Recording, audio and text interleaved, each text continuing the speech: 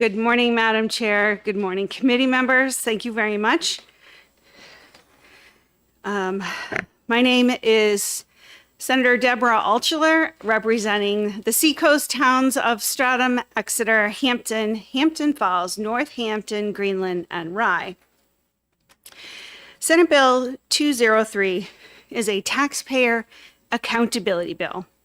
In order to qualify for eligibility for an Education Freedom Account, or an EFA, if we're going to use shorthand, a student must be first a resident of this state who is eligible to enroll in a public elementary or secondary school, and second, whose annual household income at the time the student applies for the program is less than or equal to 350% of the federal poverty guidelines.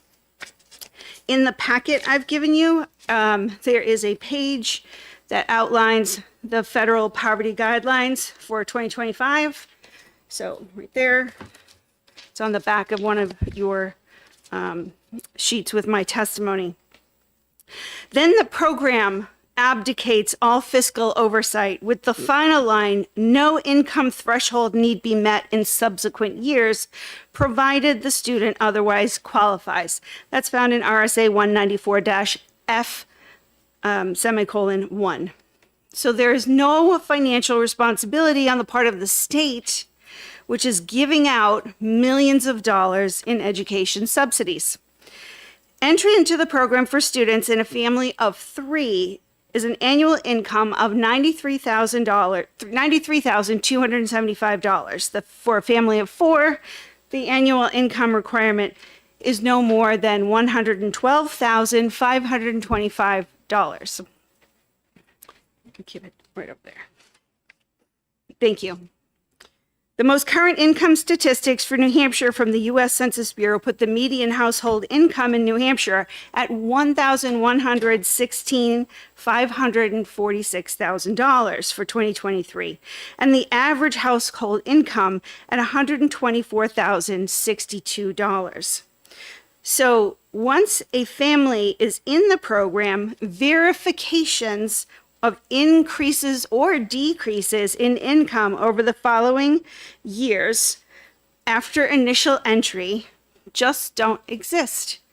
What was once a proposed pathway for low-income families whose children were not thriving in public or charter schools has now become an unlimited money grab facilitated by an out-of-state clearinghouse. As a comparison to other programs, Medicaid, for instance, the enrollment qualification determination is 323% of poverty, and it must be qualified every single year. Have to prove your income is under the threshold to qualify every single year. So the proposal put before you in Senate Bill 203 is to ensure fidelity to the program with an annual income verification, and it is a process that does not need to be reinvented. It already exists in the administration of the EFA program because they do it upon entry into the program. So if the process is there to evaluate income verification upon entry into the program, the infrastructure is there to verify income in subsequent years. Additionally, as a state program, it is not at all unreasonable to have the legislative budget assistant auditors conduct randomized annual EFA income verification auditing of 33% of the participating families. The New Hampshire Department of Education found inconsistencies and errors in approximately 1 in 4 voucher applications during a compliance review done in 2024. And I believe that article might be with Trevor, so that's coming around. The compliance review found that the Children's Scholarship Fund, which manages and administers the voucher program, funded vouchers without the required proof of residency and or proof of income in 12 of the 50 reviewed applications.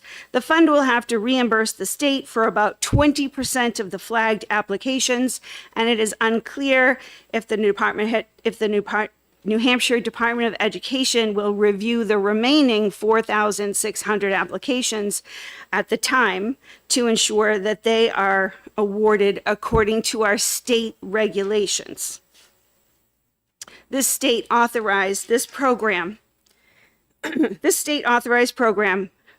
with 5,321 students in it for the 2024-2025 school year will cost New Hampshire taxpayers $27.7 million. As legislators, we have a fiduciary duty to our tax-paying constituents. Closing this loophole that gives wealthy people welfare is our responsibility. There is something very wrong here with the way the program is being run. The Department of Education makes enrollment numbers available by town and school district for public schools, charter schools, and the interstate school. Adding the enrolled students of the New Hampshire EFA program to those numbers will show taxpayers where their education dollars are being utilized. This is necessary to understand not only at the state level, but at the school district level where education dollars are being spent, particularly as we approach the end of the phase-out grants program outlined in RSA F10. Senate Bill 203 is an oversight mechanism only. Respectfully, I ask the committee to lean in to our responsibility to spend taxpayer money wisely and with transparency by recommending Senate Bill 203 ought to pass. Senator Sullivan. Yeah, thank you, Madam Chairman, Senator, for taking my question. I have to say I take this a little personally when I hear you say things like money grab and wealthy families. In full disclosure, my family uses the Education Freedom Accounts. It has provided my children with an excellent education. And I can't say enough good things about the program and see how my children have just grown through it. But calling it a money grab is so disrespectful to the families that are using it. Are you aware that there are no income limits on here because children using the children's savings accounts in the past had to leave the schools that they chose because their families went over the income by just a few dollars, and so therefore they had no stability in their education. So I really have a hard time. You're looking at the numbers, and of course it looks like $112,000 is a lot of money for a family, and it was a few years ago. Unfortunately, the way the economy has shifted, people like me, we're barely getting by, and we could never have our kids sustain a program like this if the income limits changed. Once they're in a program, do you not believe that they deserve the ability to stay in that program until they graduate from high school? Thank you very much for the question, Senator Sullivan. And I understand that your family is having a great experience, and I applaud you for that. And if your family, I believe there are 4 of you, are under the income cap of $112,525,000 for a family of 4, then this program is designed for you. If you make more than that, if your family is taking in more money than that, this program is not designed for you. And as a matter of fact, you have other options. In fact, you have a public neighborhood school, you have charter schools, and you have VLACs. There are 4 ways for any family in the state of New Hampshire to educate their children. Now, when a parent makes a decision on behalf of their child, they have to make that decision with eyes wide open.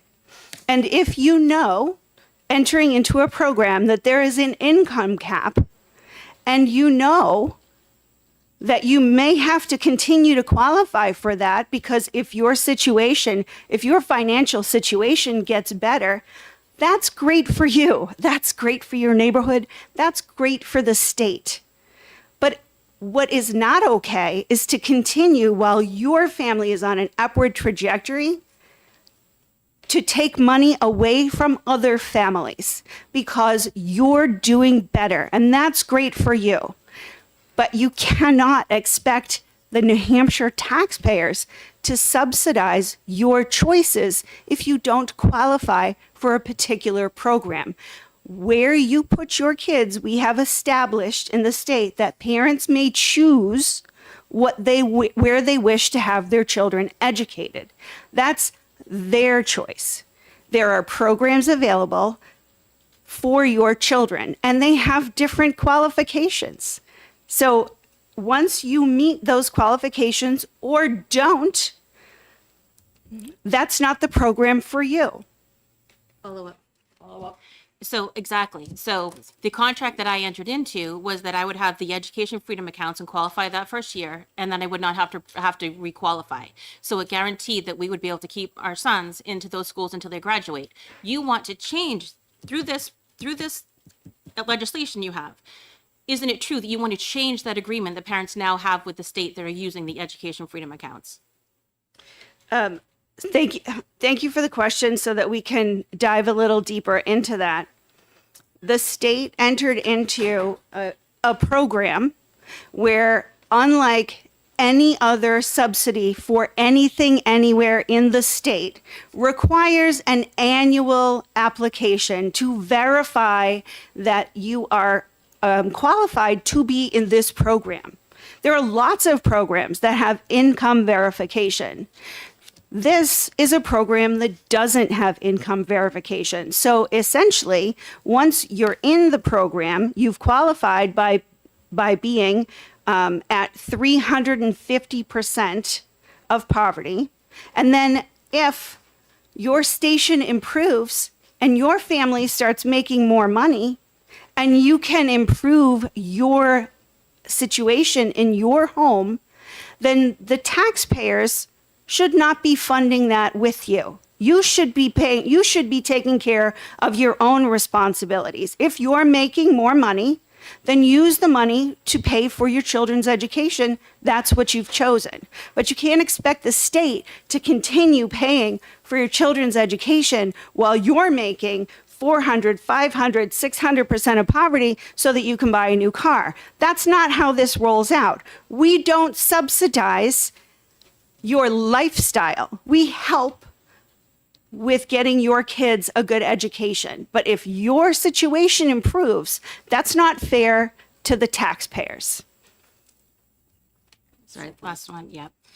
So again, the question was, are you, I'm like, this is a very difficult conversation for me because the things that you're saying are just so disrespectful to people, because you're saying that they deserve a good education, but, and there's a but in there, right? No. Yes, there is. There isn't. So the question was, parents that are currently using EFAs entered into this contract with the knowledge that once they qualify, they do not have to re-qualify. This legislation breaks that contract with the families that are currently in that program, does it not? Your question It's a yes or no, please. It's actually not a yes or no, Senator Sullivan, so thank you. And that is not how we do things at this committee, is that we offer people the opportunity to answer questions. This is in Congress. So in answer to your question, this is a government-run program. This is government money. These are taxpayers' money. Taxpayers have developed a program. Not every program runs in perpetuity. It doesn't. There are programs that have come and gone through the state of New Hampshire. We all know that. This program, like many programs in New Hampshire, are policy decisions. They're not personal attacks on your family. It's a policy decision for the whole state. And if the state of New Hampshire sees that it made a mistake in bringing a policy to bear that has a loophole in it, then as a policy and legislators, we are responsible for taxpayer money, and we are responsible to tighten up the program. I do. Okay. Right. Thank you. Thank you, Senator Altshuler. Thank you, Madam Chair. Thank you, Senator Altshuler, for taking my question. So quite simply, this is I mean, Groundhog Day was this weekend, right? Yes, it was. Okay, so ever since I've been here, all I've been trying to do is to bring accountability to this program. Does this ask, like any other public program, that income eligibility is verified on an annual basis, like Medicaid, like SNAP, like TANF, anywhere where public dollars go? Does this ask for eligibility? Annual Verify eligibility. verified eligibility on an annual basis. Okay. Follow up. Considering, and I have one more thing after this that I want to say. It's not really a question. It's just like a proposition. Considering that, we not only this summer found out about the difficulties and the unaccountability at the Children's Scholarship Fund, which I often call the foundation. It's the fund that should need to be seriously addressed. Our governor got up in her inaugural speech and established through there and talked about COACH, which is, looking at government efficiency, looking at transparency, the ways that we can do our jobs better and save taxpayer dollars. Would it be your thinking that if we manage the program to the eligibility limits that are set in a policy decision, that we would be bringing about a level of government efficiency, whether you agree with COACH or not? Do you think so? If we were to close the loophole on the annual eligibility verification, that would be in line with hopefully what all of the stated objectives are of COACH, which is government accountability. I see. I have no issue having been a former state employee and an agency head in transparency in government. So I'm all good with that.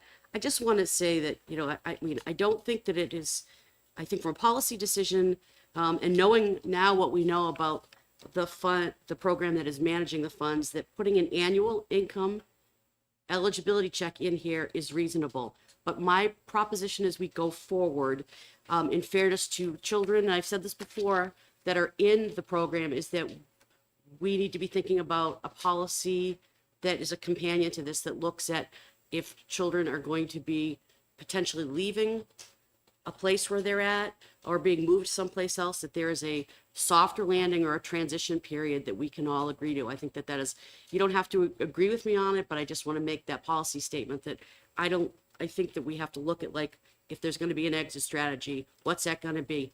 But we won't have to have an exit strategy for any child if we do income verifications every year and everybody knows coming in and going out where they're supposed to be at. Thank you.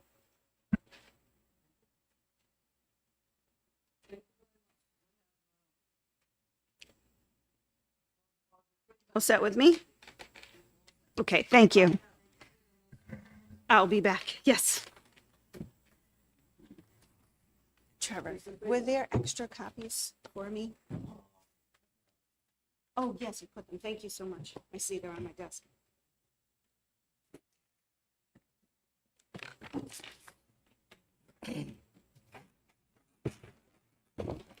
Madam Chair, committee members, Aubrey Friedman, I live in Bridgewater. I speak in opposition to this bill. Okay, first of all, the disruption, which has already been mentioned. If a kid was in a local school and then they went into the EFA program, there probably was a reason. Maybe it wasn't a good environment, or they were bullied, or the teachers were mean, or who knows what. There was a reason. And so if you, as you kind of change midstream, has been mentioned, this creates disruption. And I thought the child's best interest is supposed to be number one. This seems more like an attack on the parents rather. I mean, the kid, isn't the kid the best interest of the kid number one? Also, so that's first point. Second of all, the idea behind this, I don't agree with. We want people to be successful, to earn more money, to be able to take care of their family. be independent, not be dependent on a government program. And it seems like this is going after, it's actually punishing you for being more successful, which we want people to, we should encourage success, not disincentivize it. So I think that's a problem. And then, okay, the fairness argument. Let's talk about this for a second. So, and when it comes to taxes, there's always, it's fair, it's unfair. There's always going to be an argument from somebody's point of view. So if you're going to say it's unfair, the people earn more now, they should be able to, they don't need the EFA program. They should be able to go to, private school or whatever. Okay, let's consider the other side. What about if you have a family who's wealthy, they're above the limit, and they send their kids to the regular local school, tax supported, they just pay their normal tax, but they're clearly being subsidized by their neighbors who might be poor, who might be on limited income, fixed income, and you're basically, they're living off the backs of their neighbors who are poor. So is that fair? So I just want to point out there's two sides of fairness. And, if you're going to say, well, it's unfair for them, the rich people to use the EFA program now because they made more, we should also think about people who just using the regular school, they're on the backs of the poor people. So is that fair? So those are the reasons I oppose the bill. Thank you. Thank you. Ms. Senator Sullivan. Thank you very much, and thank you for taking my question. There's been a lot of conversation here about wealthy people. And when you're looking at 350% of the federal poverty guidelines, to go over that cap, it could be by $5, and then the children no longer qualify.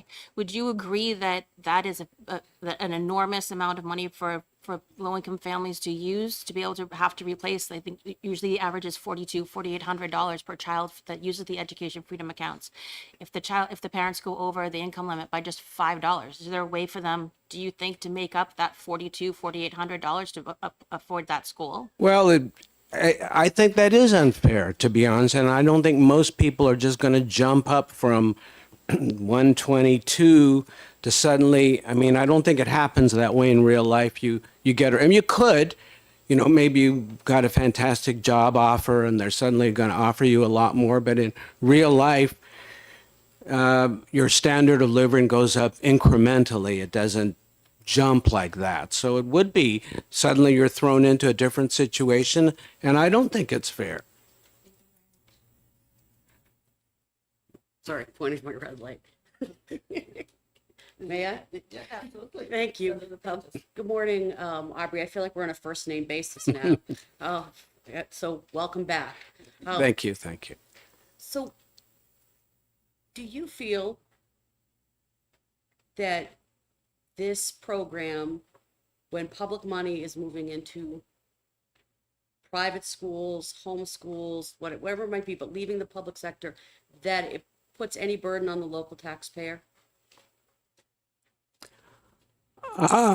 Any additional burden on when they leave their school, if I'm understanding the question correctly, if they leave their school, actually there's one less kid in the school. So it's actually should be less of a burden, in my opinion. But of course, unless you have one or two kids leaving, you're still going to have your infrastructure left. But if a bunch of leave, it actually should decrease the burden on the local taxpayers, it seems to me, because you no longer have that student in the school. Did I understand that correctly? So But I agree. One or two leave, it's not going to make that much difference. You're going to have, the school district is still going to have most of its expenses. It's just eventually if a bunch leave, it actually would reduce the burden on because you're paying like, say, $25,000 a kid, and otherwise you're paying like what, $4,000 a kid or $4,500. So may I? Yeah. So, Did I understand that? Yes. So I'm just going to fine tune it a little bit more, just because over the years, in getting to know you, how local tax burden, and it has been a conversation. So when a child leaves the school system, the school that they're in, to go to another using education freedom account, there's the adequacy dollars, and for small communities, that can mean, up to $5,000 is a lot of money. And there were some transition dollars, but those are making their way out. But whether it's 2 children or it's 10 children, there is the infrastructure costs of like getting the school buses out, keeping the heat on, paying the teachers in that school, running the programs, those still exist. Would you agree that those could be redistributed to all the taxpayers to hold that up while that money is someplace else? I think that so how do you mean redistributed? I'm sorry, Those I costs just are still going to have to be covered. okay. Well, I'll flat out say this EFA program is not going to save the taxpayers money. I mean, it actually costs more unless you have more. As more people leave, it's going to eventually reduce the burden on the local. But I think originally, a couple leaving, the state is going to be kicking in more money, and the locals will be paying about the same. Eventually, it should shift, but initially, it's going to cost the state more money. There's no getting around it. I don't see.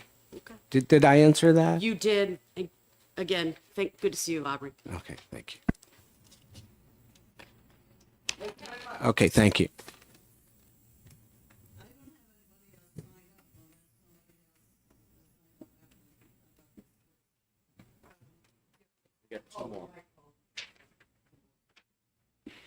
Two more. Oh, there's 2 more? Okay.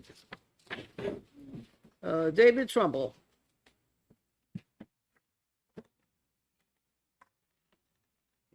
Welcome. Good morning. Good morning, Madam Chairwoman and committee members. My name is David Trumbull, and I'm from the town of Ware. I support this bill for a few reasons. First of all is that it's consistent with every other New Hampshire government program that's based on income. In all of these programs, we do an annual test, whether that's for food or healthcare or housing or heating assistance or childcare. With the EFA program, if you qualify once, you are in for life. If we're going to do a qualify once standard, because some people might go $5 over the limit and it would be hard for that family to lose that, then why don't we do that for these other programs as well? Because certainly at the levels of income that these other programs are set up at, families cannot afford to meet those other basic needs. Let's look at some examples. One of them is SNAP benefits.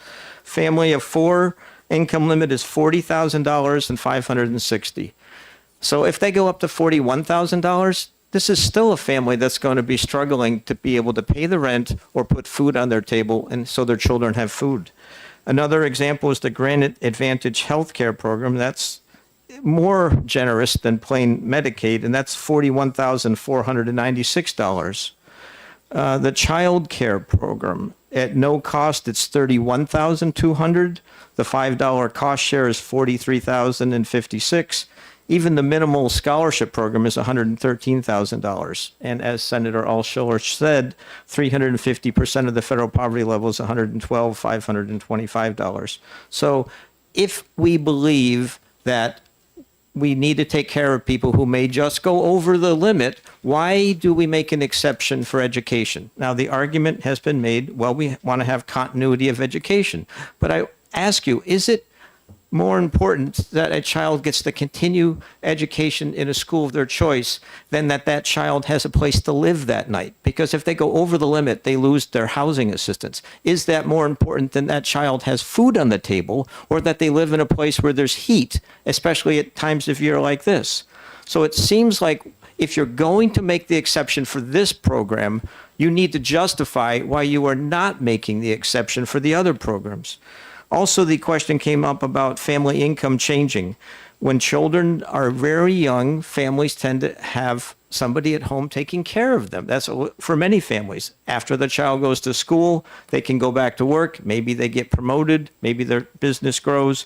So I was trying to find some statistics on the volatility of family income. The National Bureau of Economic Research just did a report released in December of 2024 on a similarly issue that said if you have universal pre-K, family income rises over 20% per year, and those increases continue for the next 6 years. So if you were making 100,000 and now your child gets to go to preschool and then kindergarten, first grade, and so forth, the average is that your family income goes up 20%, and then the next year 20% again, and 20% and 20% for 6 years. So obviously some people don't go up at all, some people go down, but the average is that incomes go up. So across the board, we know that when children go to school, parents are able to get more work, and maybe the other parent who had been working while that other parent was staying home, their career takes off a little bit. But those are just general statistics. So you're going to have a lot of people who are going to move out of the program if you continue to do it.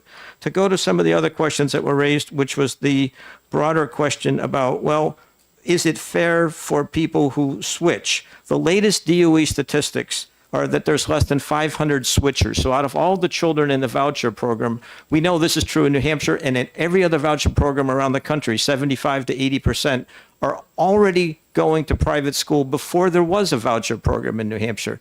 The number of switchers in New Hampshire is less than 500. We have 500 public schools in this state. It's averaging about one per school. We had our school board meeting in my town. We have an elementary and a middle and a high school, and our superintendent said we have less than 5 in our whole town. It's across the statewide average. You're looking at 1, maybe 2 per school. That doesn't save the school any money. You're not going to fire any teachers because of that. You still have to have the buses. You still have to heat the buildings. So as it works right now, there is no savings from the voucher program. Lastly, this other question about wealthy families and what about somebody who's rich who goes to the public school. Just remember, public schools, we as a state have a constitutional duty to fund those schools, regardless of the child's upbringing. The voucher program, EFAs, private schools, we are under no constitutional mandate to fund this program. And the U.S. Supreme Court has repeatedly held that, even most recently in the Carson versus Macon case from Maine, that there is no constitutional duty to fund private schools in this country. So it's not in the New Hampshire Constitution. The Claremont decision was clearly only to public schools, and it's not in the U.S. Constitution. So that argument, I don't think really goes. But again, my basic point here is just to be consistent. If you're looking at this as an income eligibility program, which it is right now, we should be consistent with all the other programs. And finally, to Senator Sullivan's question about what about the people who made a contract, I'm sympathetic to that, and I think that what Senator Prentice said about a soft landing makes sense. If you started in a elementary school, you may have to leave and go to a different middle school, or your family will have to adjust it. That would give you a couple of years. So basically, kids go 4 years elementary, 4 years middle, 4 years high school. That would be at the outside edge. But if you're going to do that again, why don't you do that for food assistance? Why don't you do that for medical care? Why don't you do that for housing? Because you need to have a place to live. All of those issues are true. The last thing is that this program started as a pilot program in this state. It was supposed to cost, $20,000, and 12 people were going to sign up for it.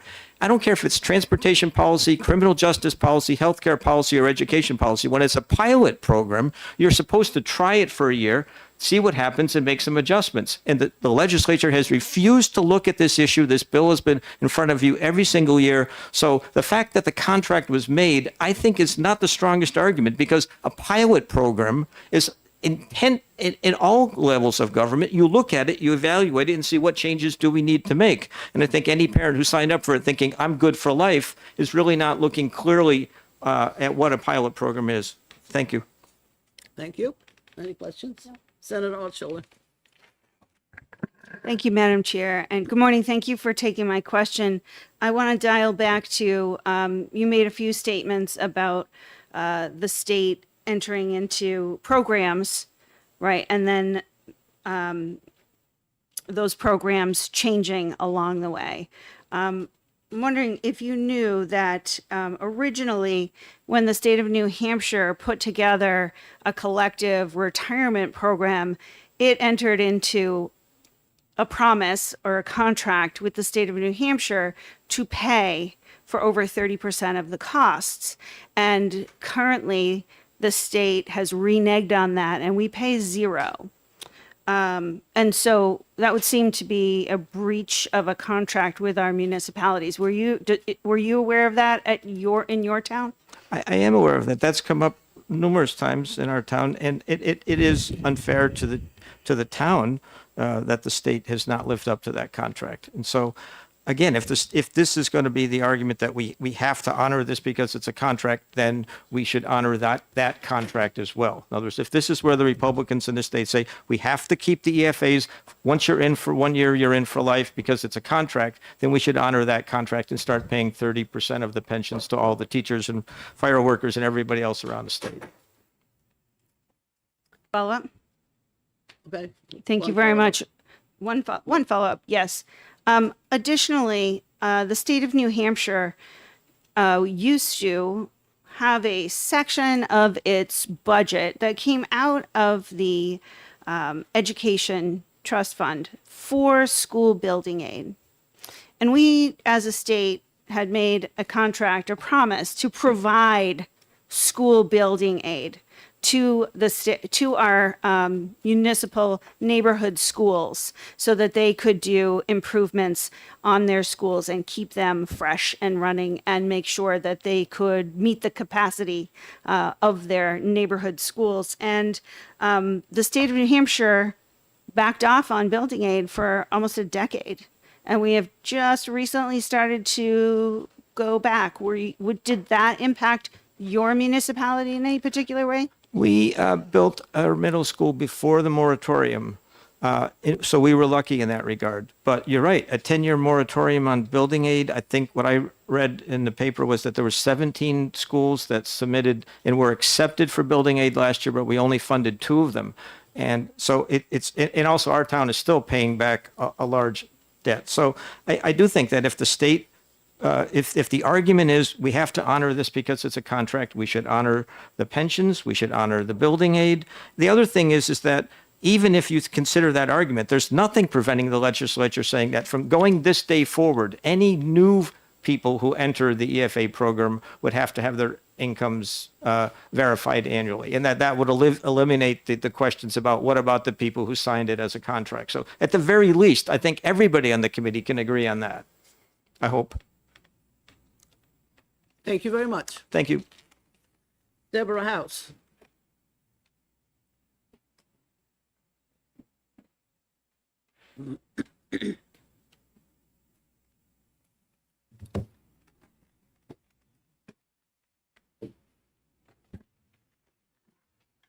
Good morning, Chairman Ward and members of the Senate Education Committee. I will be brief this morning. My name is Deborah Howes. I am the president of the American Federation of Teachers, New Hampshire, and much of what I wanted to say has already been brought up, so I will just raise a few points. We are in support of this bill because it would bring some important oversight and prudent prudent shepherding of taxpayer dollars to this spending of choice. The legislature has decided it wants to use taxpayer money to support students in private educational settings. That is a choice the legislature has made. You have heard me argue against it many times. That's not what I'm here to do today. But our members are indeed taxpayers in New Hampshire, and our organization is a business taxpayer.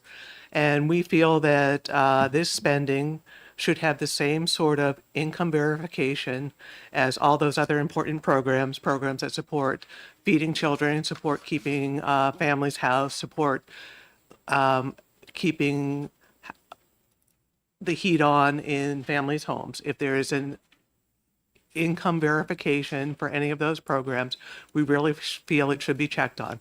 And as has been noted, in a quick spot check of 200 applications to this program, 50 were found to have serious eligibility problems.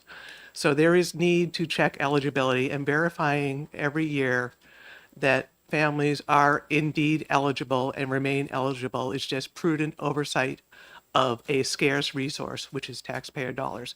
We want to make sure that it's being used for the purpose that the legislature has chosen to use it for, which is providing alternate educational settings, which through a voucher program.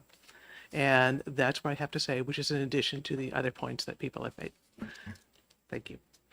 Any questions? Yeah. Senator Sullivan? So I have a clarification and then Yep. then a question. So in what you just stated about that report that came out, Yep. there was actually a follow-up to that, and ended up that after further investigation, only 2 of the 50 applicants reviewed were found to be ineligible, and then that was also corrected. So there's an op-ed on that I'll distribute. I'll make sure you get a copy of it so you can see the revision and what actually came out of that. Well, But it's a good thing they checked then. my question to you is, with you're talking about, the cost of education, which we've discussed, and we will continue to discuss, I'm sure, in this committee. And we're comparing it to welfare and other programs. Okay, so the difference here is that those programs are created for a cutout of people that are in need. Education is provided in the state to every single child. There's not a carve out for poor kids or rich kids. Every single child deserves an adequate education. And right now, we are spending upwards of $21,000 per child in public school. If you include transportation, it's almost $24,000 versus the $5,000-ish that we're spending on education freedom accounts. These are all taxpayer dollars. All of it is taxpayer dollars. I'm not sure why we have a caveat for one for money or the other. Would you agree that parents are getting a better return on their investment, taxpayers are getting a better return on their investment with the education freedom accounts that are only costing the taxpayers $5,000 to educate a child? No, there's no way we can agree to that because we don't know what the students are getting, because that information is not information that is shared. It isn't. We don't know what the students get for that amount. We can see some aggregate data on where it's spent, but we don't know what the outcomes are. So all we know is whether the parents are satisfied. So how do we know that the students are getting a complete education for that? You cannot make that comparison. You can see test data on every public school, but you cannot see data on student outcomes in this program. So you really can't make that argument. That's trying to Yeah. confuse. No, it actually, if you look up what is required of the program, parents have to submit either test results or some kind of performance plan by the end of every single year, and that is part They of do the have to submit a qualification. portfolio. That is, or Yeah. take the CLT or another standardized test. So that is part of the qualification. Yeah, for it. I do Yes. know. I've read it. Okay, thank you. Yes.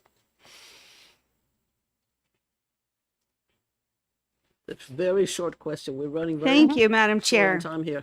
Good morning. Thank you Yes, for good taking morning. thank you for taking my question.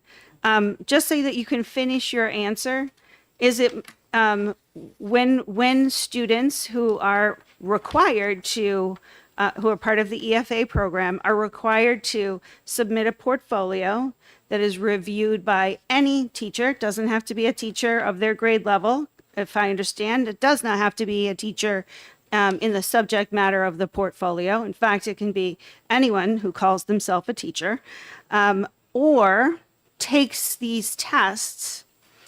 Does the state of New Hampshire receive data on the aggregate of how those tests went? Do we find out whether the students that are involved in the program are making demonstrable improvements through their portfolio work, or are achieving test scores commensurate with their neighborhood school counterparts?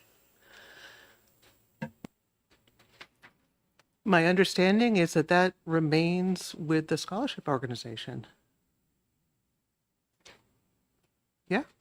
And that was an area of concern when trying to perform an audit, and that's still an ongoing area of concern.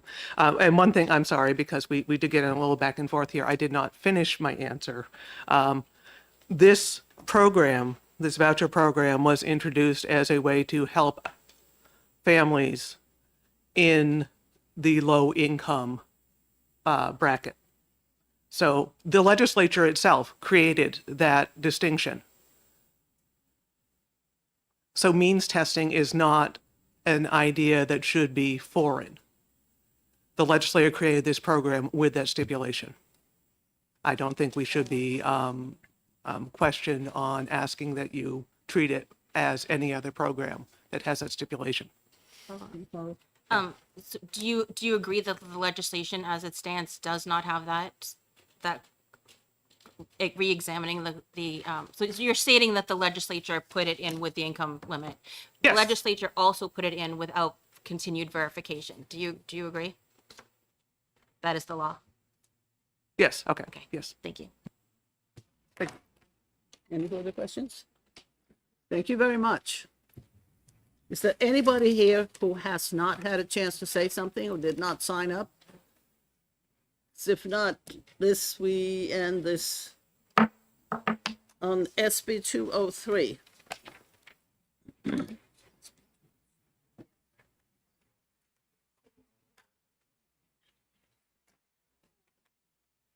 Okay.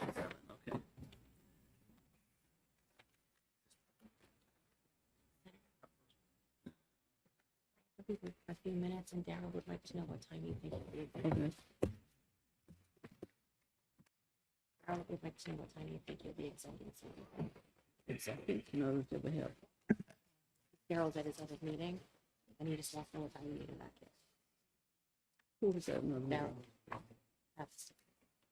That's why I wonder how come he isn't here. He has.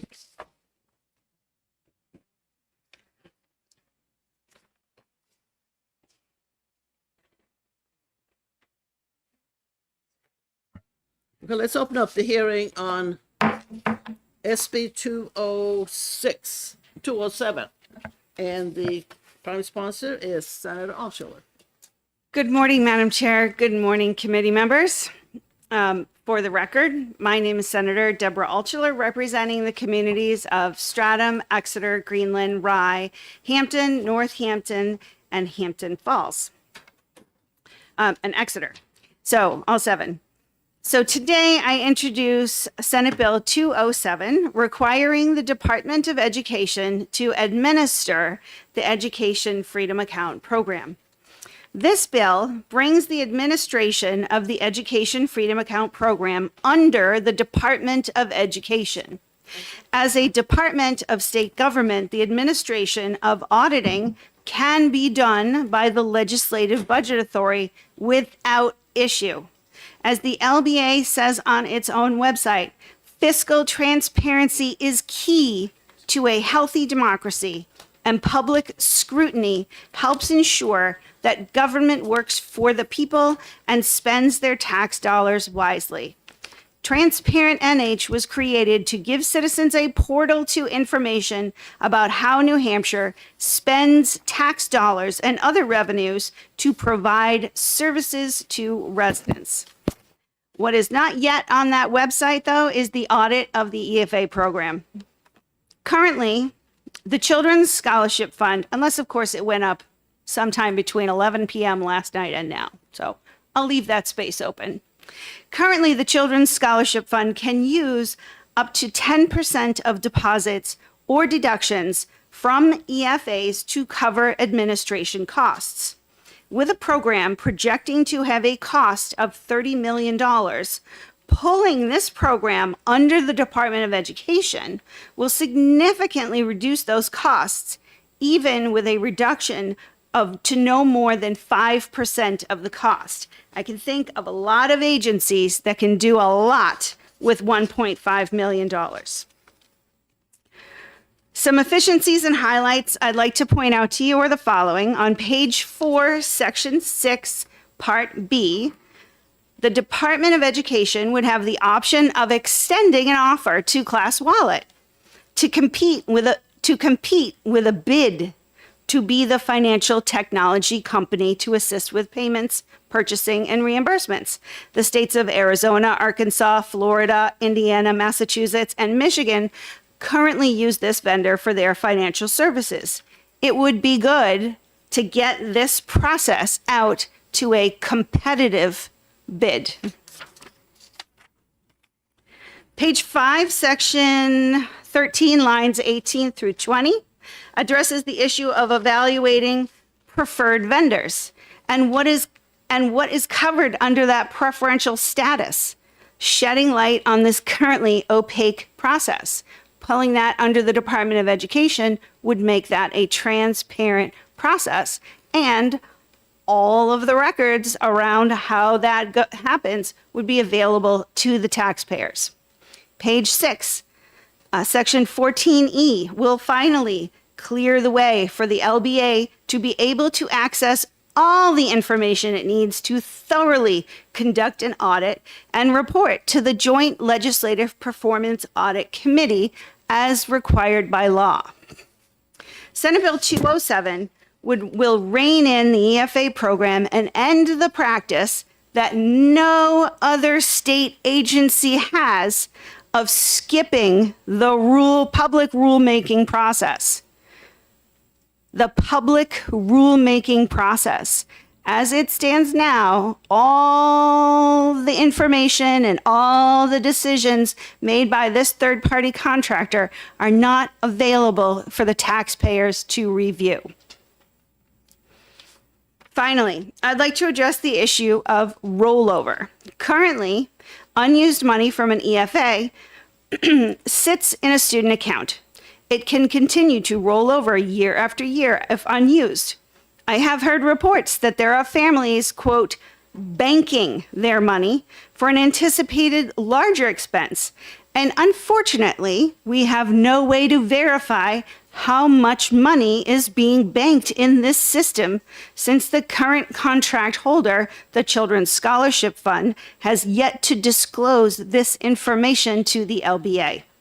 We also do not know exactly how many of the families receiving EFA money fall under the 350% of poverty threshold, though. Under current law, the wealthy get this government subsidy after qualifying only in the first year. No one asks for a smidge of information anytime afterwards. It's time to get control of this spending. Respectfully, I ask the committee to recommend Senate Bill 207 ought to pass. The legislature should not be shut out of seeing where and how taxpayer money is being spent. Senate Bill 207 brings transparency to this burgeoning program. Thank you. Questions by the committee members? Senator Prentice. Thank you, Senator Chair Ward, Senator Altshuler for taking my question. Yes. So in your introductory remarks in the second paragraph, you talk about 10% of the deposits held over for administrative costs at the Children's Scholarship Fund, correct? Yes. Okay, and you average this out, I don't know if it's an average out, but at 5%, Well, at being 1.5 million. on page 3, I'm sorry. I'm looking at this. I understand. This is referencing of the bill, page 3, section 5, which says the department may withhold from deposits or deduct from EFAs an amount to cover the cost of administrating and monitoring compliance of the EFA program up to a maximum of 5% annually. Currently, the program allows for the third-party contractor, the Children's Scholarship Fund, to skim off 10% for administrative costs. If we bring it under the Department of Education and allocate 5%, right now, we are projected to spend $30 million on this program for the next school year, which would be 5% of that would be 1.5 million. Follow up. So that's actually where I was going, was this 1.5 million. So the Department of Education, if I am correct about this, and I think I am, within the last 2 years, has established one full-time person at the DOE that coordinates and works with the scholarship fund. So not one full-time person could manage this entire program, but I want to point out that we're already spending money within the Department of Education on a position to connect to this program that is outsourced to the Children's Scholarship Fund, and that in this day and age of government efficiency and transparency, 1.5 million is a lot of money. And we could have that. So I'm basically agreeing with you and saying that this is a lot of money.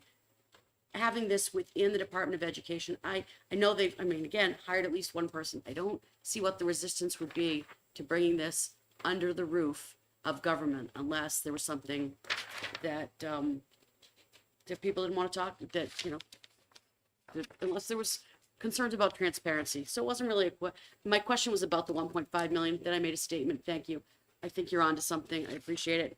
And we've been talking about this for a couple of years, and there's actually members of the House Education Committee that agree that we should bring this under the Department of Education. Okay, thank you.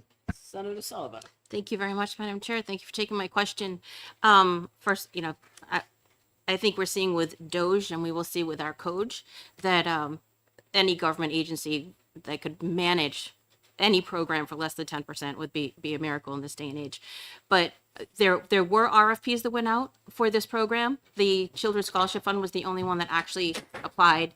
And as far as transparency goes, are you aware that the EFA account balances are carried forward and are listed in their audit, which is all their I'm looking at them right now, all their financials, their audits, everything, their tax filings are all on the Children's Savings Account website, right there, plain as day for anyone to see. So I think perhaps there was a misunderstanding in my testimony. I'm talking about the rollover, and that the rollover right now, when a student is granted an EFA voucher, it goes into the class wallet.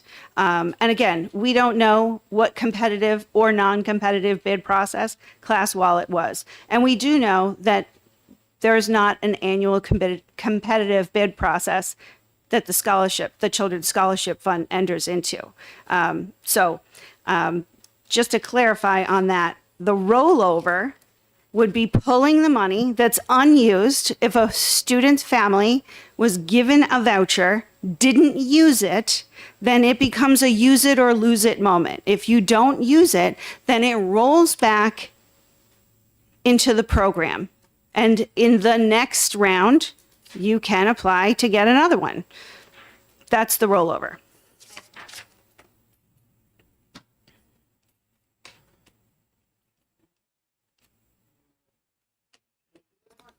Thank you. I'm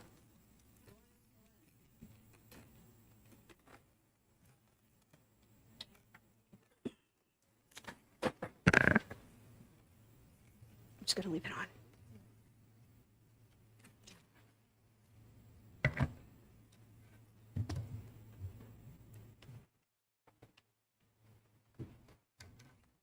Morning. I'm Doris Hohensee. Good morning, Chairman, Board, and members of the committee. I'm a former school board member from Nashua, and I support this bill. Both the Commissioner of Education and the Chairman of the State Board of Education have been writing editorials lobbying in support of education's freedom accounts. That I find inappropriate. They should not be lobbying for political change. I'm not impressed with the financial disclosures others mentioned by the department regarding the collection of aggregate scores for the students as required by law.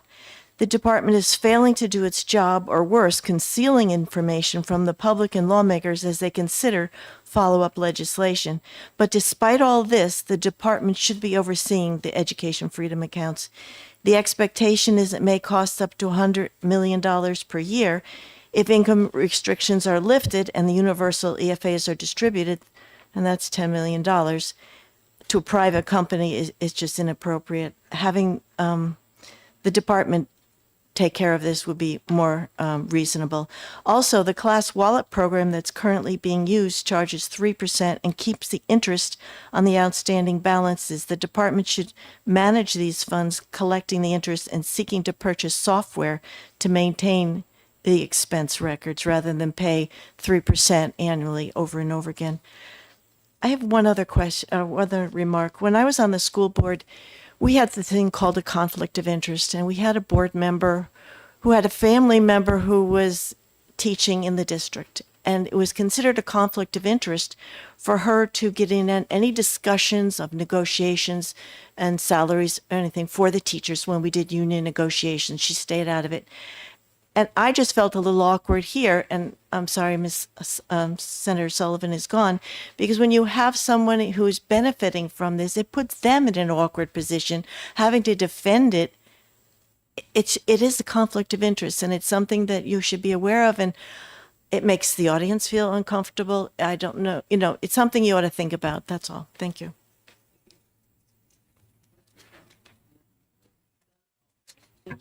Thank you, Madam Chair. Thank you very much for taking my question. When you served on the Nashua School Board, in your budget making process, did you have a line item that was available to the Nashua schools for advertising of their schools? And I ask because you brought up the EFA, the promotions of the EFA, and so we know that the EFA program uses its money to conduct social media marketing campaigns and direct-to-consumer campaigns. Is that something that the Nashua School Board was able to afford to do? Thank you for your question. Number one, I, as a board member, wouldn't be entitled to do that. It would have to be a collective decision. We never did it. It was never considered. And yes, it is all over social media. There are constantly ads advertising New Hampshire EFAs. But what I mentioned is when you've got the commissioner and you've got the board, state board chair writing editorials saying how wonderful these programs are. I think they're supposed to be administering the programs, not helping to lobby for new advancements, expansions. And I just find that a little bit off.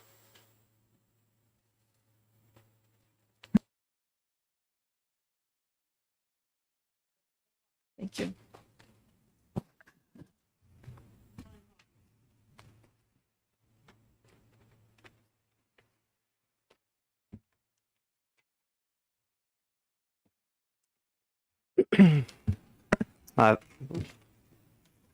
Thank you, Madam Chair. For the record, Brian Hawkins, representing NEA New Hampshire.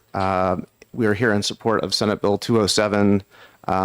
We think this is just a common sense move for the legislature to make in light of the last few years' experience under this program. And in light of last year's events, around the ability of the legislature to manage this program, this bill seems like it is a timely and useful benefit, not only for taxpayers, but for parents and students.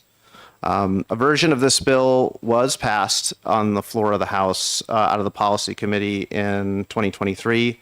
And there's a version of this that had been filed in 2022 by a bipartisan group of state representatives.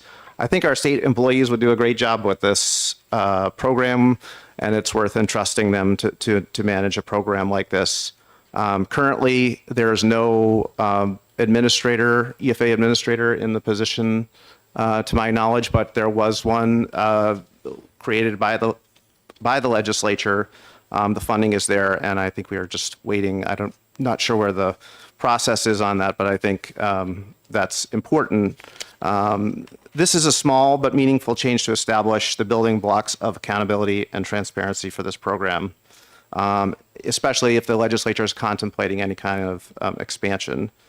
So a couple of issues I'll just touch on. First, the issue of delegation of authority. First, the legislature in the EFA law delegated rulemaking authority essentially to this private organization by saying in 194 F2 Roman 2.0 that any other educational expense approved by the scholarship organization is under their duty.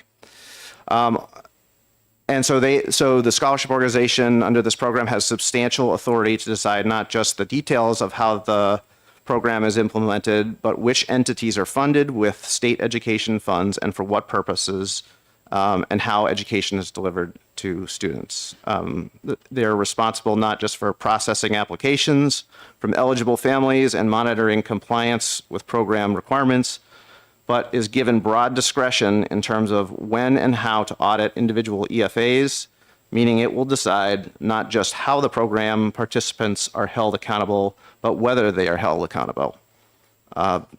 So there is a tremendous amount of authority given to this organization, and that is unique, and not, especially when there are not standards given. We delegate responsibility for a lot of major responsibility to different entities in the state, but we like to set standards for those responsibilities, and there just aren't those sufficient standards here.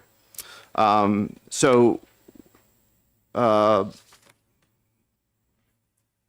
just add this.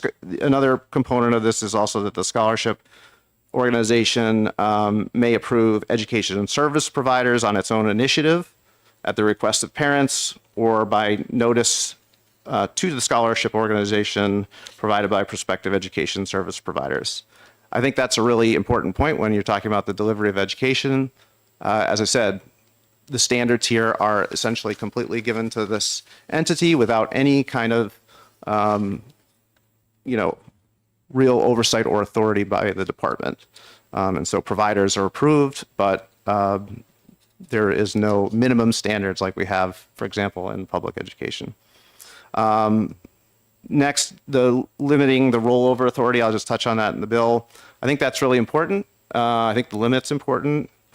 In some of the states that we've seen that have expanded their voucher program, this has been an issue. So in Arizona, which has a universal program, there was a report done recently that they have accumulated, there had been $360 million in funds accumulated from carryovers from prior fiscal years that had gone unspent by parents who manage these accounts.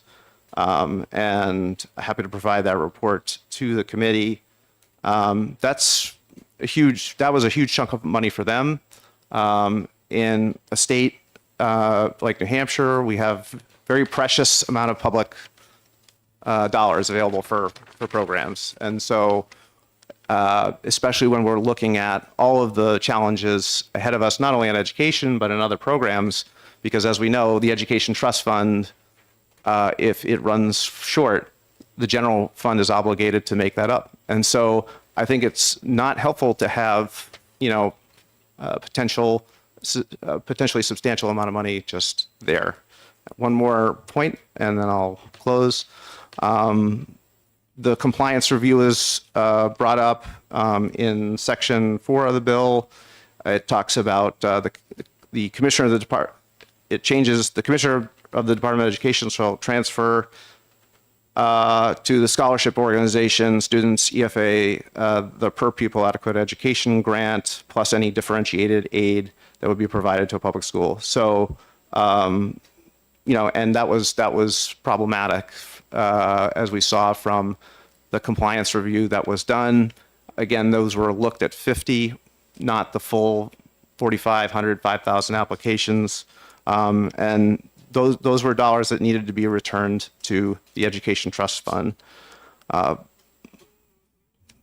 So I think in closing, for the sake of accountability to the legislature and to taxpayers for access to information like student performance, standards for providers, I think Senate Bill 207 is, like I said, a common sense bill that the legislature should pass. And so I ask you to find Senate Bill 207 ought to pass. Happy to take any questions.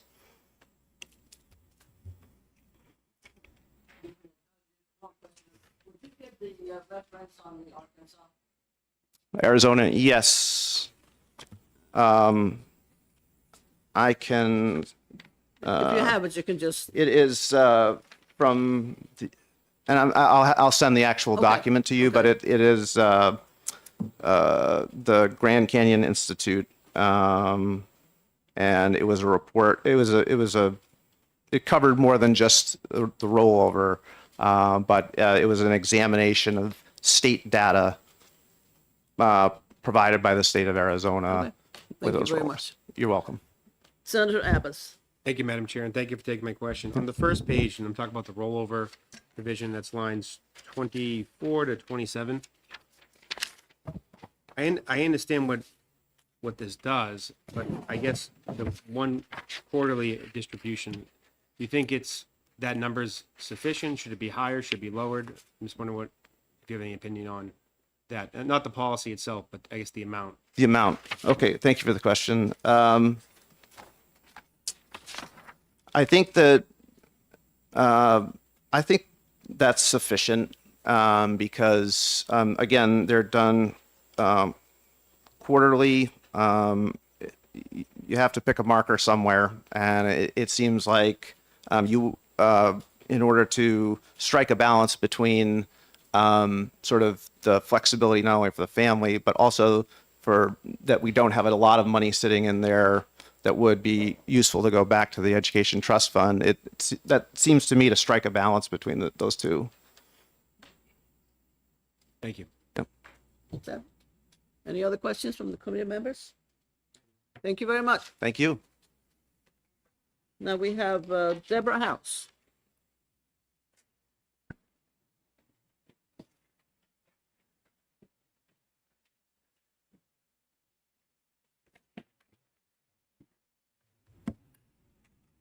Welcome back.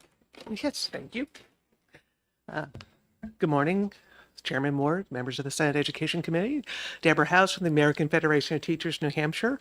I am here to speak on behalf of this bill. We are in favor of this. From our point of view, it is common sense oversight of the voucher program. As I said before, this is spending of choice on parents, placing their children in an educational setting that the parents feel is appropriate for them. The state is obligated to fund public schools, but is choosing to spend limited state funds on this voucher program. Bringing this back into the Department of Education instead of leaving it to an outside vendor would mean that more of our limited state funds would actually go towards student education, because less of it will be held as the overhead to pay for the administrative costs or whatever else. It also would eliminate, as we heard, the spending on advertising and trying to recruit more families. If parents want to use this program, they know it's there. We don't have to be endlessly advertising it, holding fairs to try and attract more families into it. Also, the ability to have the information and data so that the legislature can evaluate whether the program is achieving the goals that it sets out to achieve is very important. You want to make sure that students are actually getting a complete and robust education for the money that's being spent. Our tax dollars are limited. Education is very important. You want to make sure that families are getting what they thought they were going to get when they sign up for this. In many other places in the country, they have found that families that enter voucher programs end up not getting what they thought they were going to, because even though they have a voucher, they find out there are not many places that have space for their child, or they get into one and then their child is asked to leave because there's a discipline problem or there is some other issue. And vouchers have been shown to have a very negative impact on student achievement. So you want to make sure that is not happening with our program here. We do not know if this has a negative impact on student achievement because that data is proprietary to the current EFA provider. So we need to have access to the data, without the student names attached to it, the same way you see student data from the public schools. They can do that if we have the program brought back to the Department of Education so we can see the data and make sure that children are actually getting an education for the money we're spending. And that's why we support this bill. Thank you. Any questions from the committee members? Seeing none, thank you. Yep. Now, is there anybody else in the audience who has not signed in or wants to speak on this issue, on Senate Bill 207? Mr. Trumbull. Thank you, Madam Chairwoman and committee members. I will be brief. I will not repeat any of the points that were made.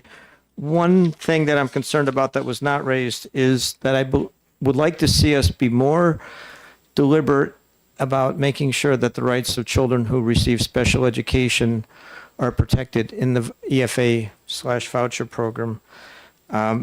The page 6 at the bottom, lines 27 through 37, talks about the requirements for education service providers. The very last part says a prospective education service provider that wishes to receive payments from ESAs shall, subpoint C, comply with all state and federal anti-discrimination laws. That is now up to the scholarship organization to determine whether or not that's happening.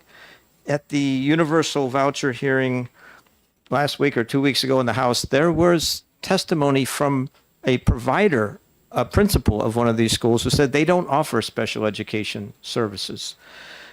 If you look into the list of schools that have received the money under the program and you track back to their website, just like any other organization, you'll see a statement of non-discrimination. I'm not saying every single one because I didn't look up there, but all the ones that I did find under their statement of non-discrimination, they've lifted a word out of that statement, and the word is disability. They preserve their right to discriminate. In fact, when you sign up for the voucher program, you sign away your rights under the federal IDEA. You give up your right to a free and appropriate education. You give your right to due process hearings, to education from specialists trained in the field that you have. We have transferred our obligation to these students over to this out-of-state organization from New York. It's their responsibility to monitor this and to make sure that every provider shall comply with all state and federal anti-discrimination laws. Given the fact that they have removed the word disability from their statements, some of them are not even providing services to these children. I don't see how they can be qualified under the program. So if you bring it back to the Department of Education, I think that our state government would make sure that children who receive special ed services would be protected under the voucher program. Thank you. Thank you. Any questions? Thank you very much. This concludes the hearing on House Bill 207.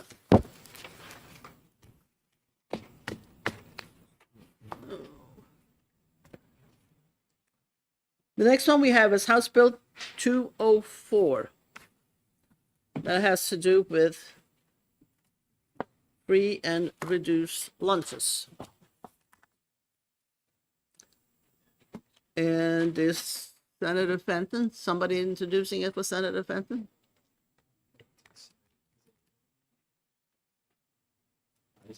Or Senator He's Lyon? walking up. He's walking up, okay.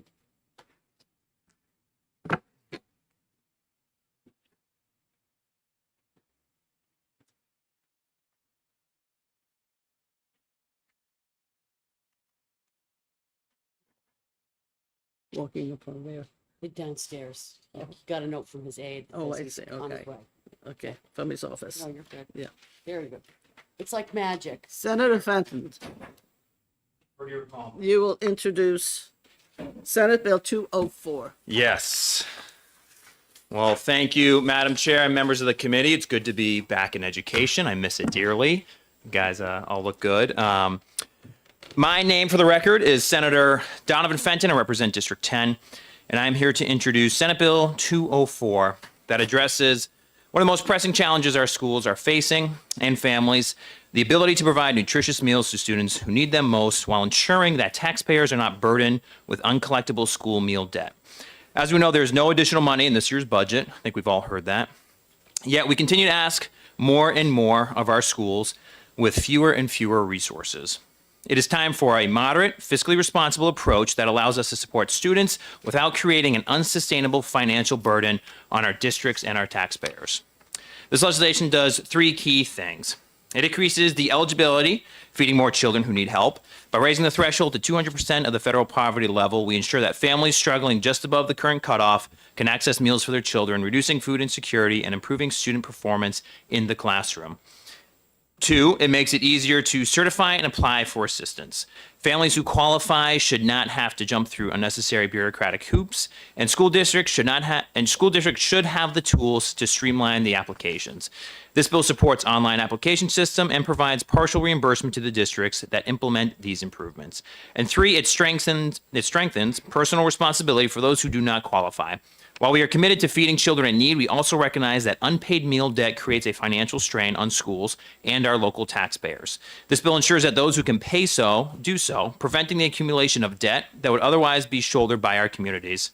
This is not a mandate. This is an opt-in program that allows communities to decide what is best for their students while offering a cost-sharing structure that ensures neither the state nor the local districts bear the full financial weight. By eliminating the growing problem of unpaid school meal debt, we can make sure that our resources go to where they are needed most, feeding children and not chasing down debt. Colleagues, we want to ensure that no child goes hungry in school. We all recognize that well-nourished students are better learners and that investing in them today leads to a stronger workforce and economy tomorrow. This bill presents a pragmatic and balanced way to expand access to meals while maintaining fiscal responsibility.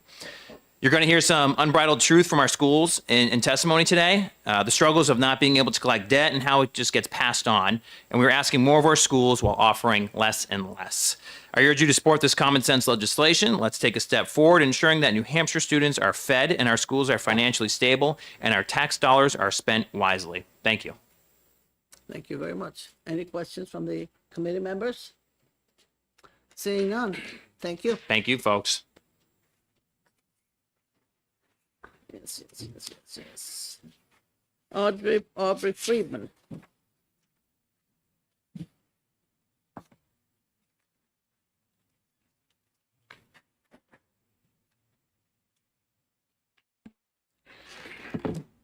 Madam Chair, committee members, Aubrey Friedman, Bridgewater. I also oppose this bill too. We already have federal programs for families that are, have a lower income. They've got the WIC, they've got SNAP. So why do we need more? That's the first question I have. And I would think this would be like duplicating and would open the door to possible fraud for sure. So it's like double. The second thing, again, this sends the wrong message that giving out freebies, everybody loves freebies, we all do, but the thing is, when you have kids, it's your responsibility to provide for your kids. And this encourages families to not provide for their kids. The taxpayers, it'll be free. And I think that's a problem. You're just encouraging people to shirk their responsibility to take care of their own kids. When you have kids and people choose to have kids, that's part of your responsibility. So we should encourage self-reliance and personal responsibility. And this goes the wrong way. It's just, we all like freebies, but we should take care of our own. And then lastly, this, I think the sponsor said it was not a mandate, but to me, this does look like an unfunded mandate, which goes against the Part 1 of the Article 28A of the New Hampshire Constitution, and this would require the towns, the local towns, to make up the difference between what the federal and state governments would pay, because it's only 50%. So that to me does seem like an unfunded mandate. And those are the reasons I oppose this bill. Thank you. Thank you. Questions from the committee members? Thank you very much. Thank you. Tim Buer. Thank you, Madam Chairwoman. Tim Rohr, I'm the business administrator for Keene School District. I've been there about 24 years. This bill is written so that it promotes personal responsibility. I've looked at half a dozen bills working in this area. Most are unaffordable and can't be passed.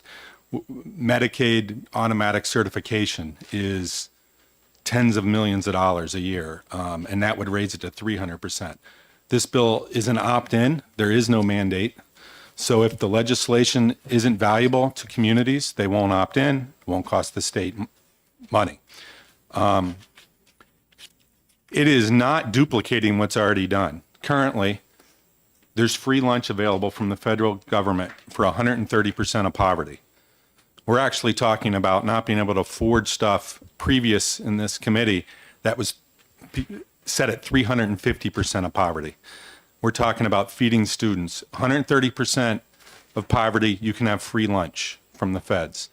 130 to 185%, you get reduced lunch. After 185%, you're on your own. What this bill seeks to do is not spend additional local funds, but to leverage those funds people who need it most. There is a group of people just outside of the band at 185% to 200%, which we think is affordable to target.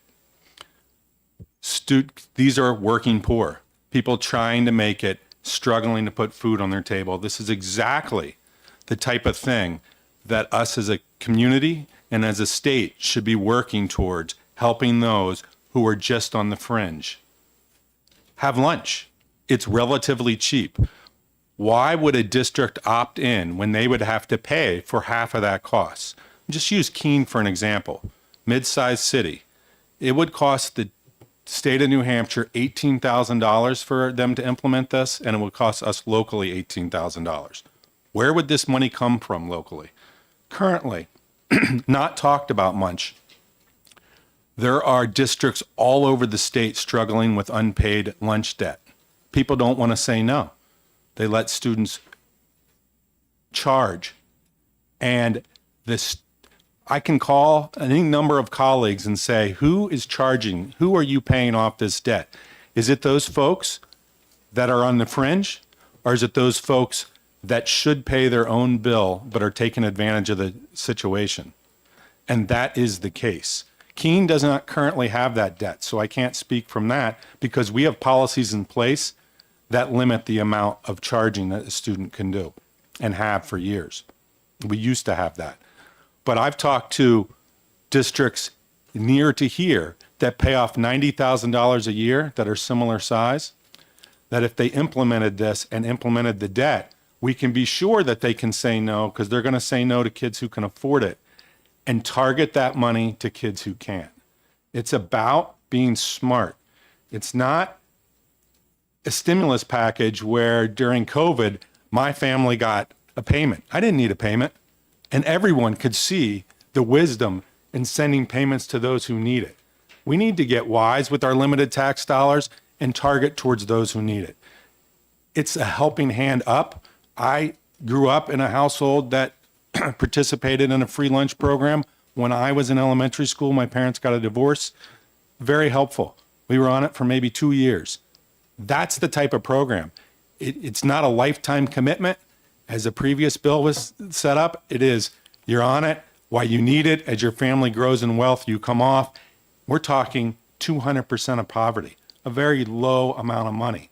And because it's a cost sharing and it's an opt-in, it will not cost the state an overall huge amount of money. I'm hoping that everybody would see the wisdom, but if a community feels like it doesn't make sense, they don't opt in. This is the way I think we should work. And I answer any questions. Thank you for listening. Question from committee members? Seeing none, thank you very much. Thank you. David Trumbull.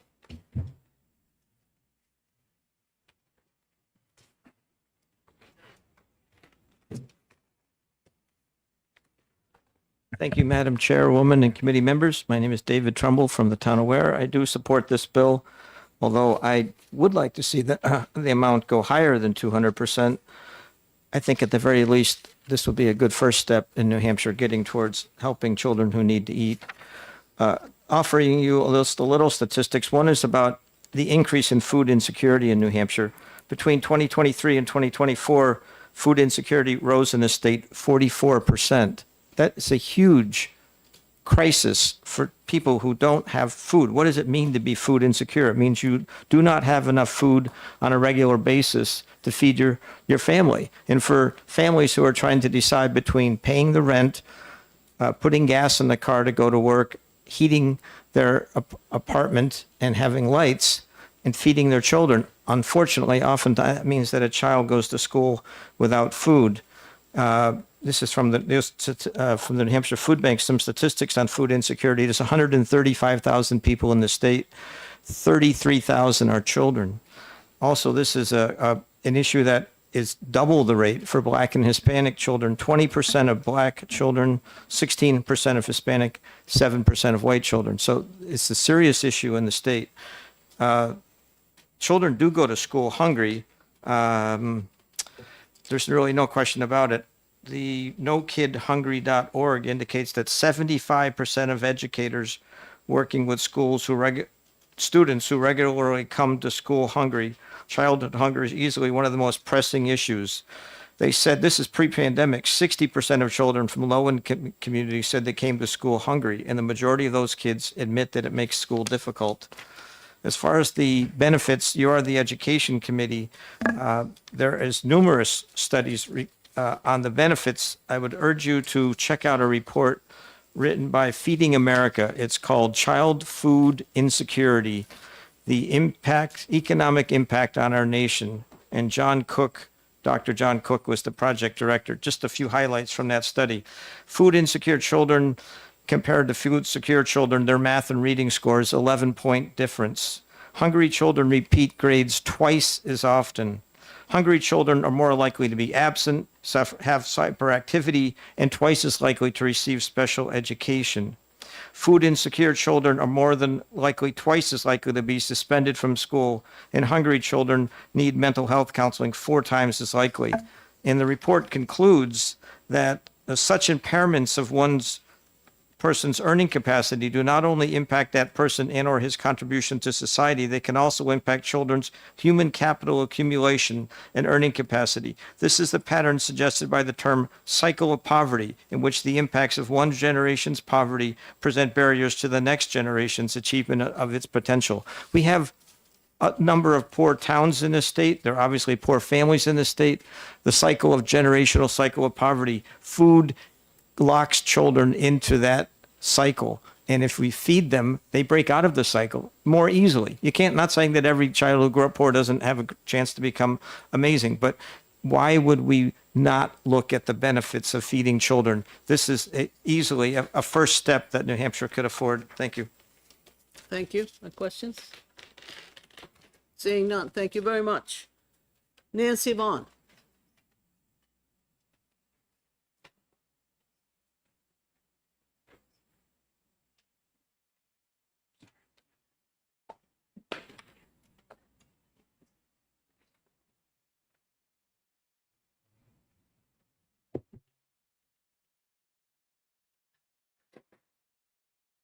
Good morning, Chairwoman Ward and members of the House Education Committee. Thank you very much for this opportunity to testify on Senate Bill 204.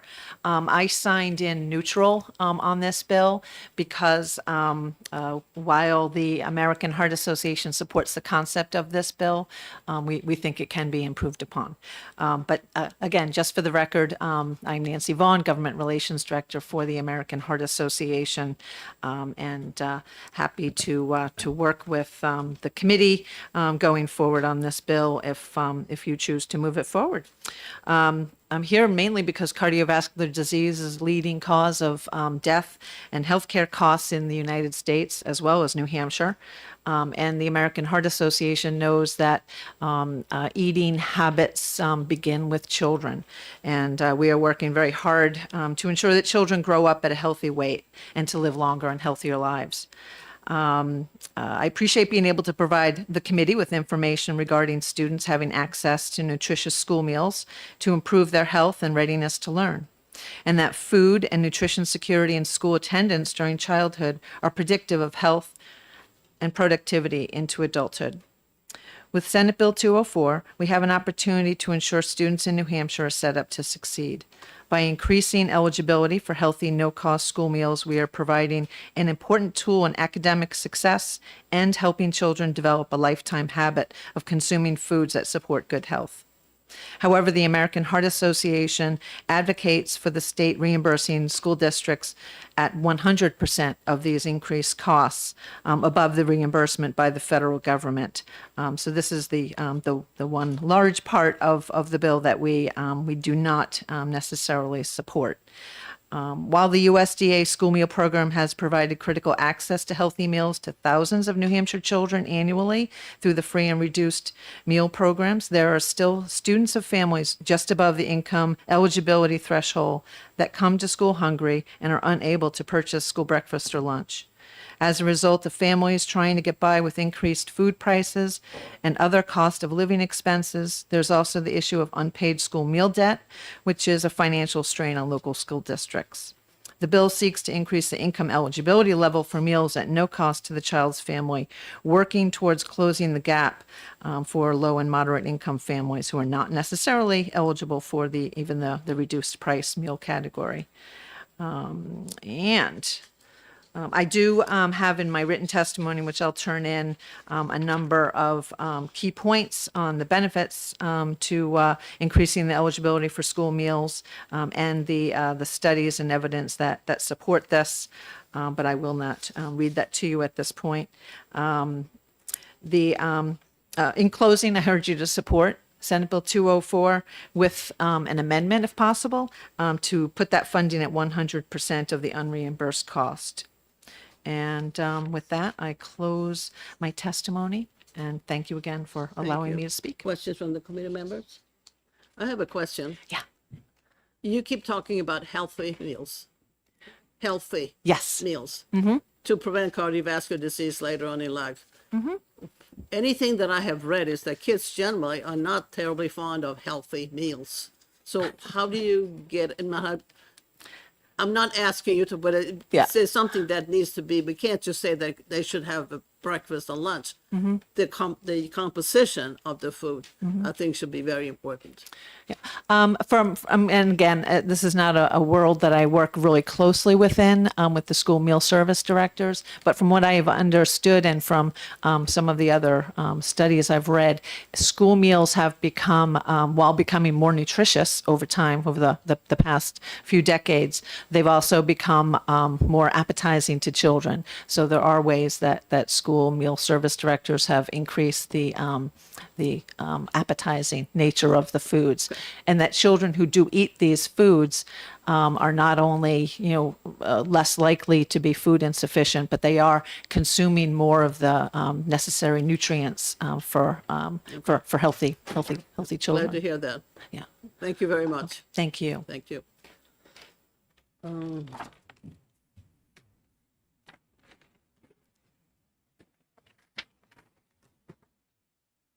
Laura Milliken?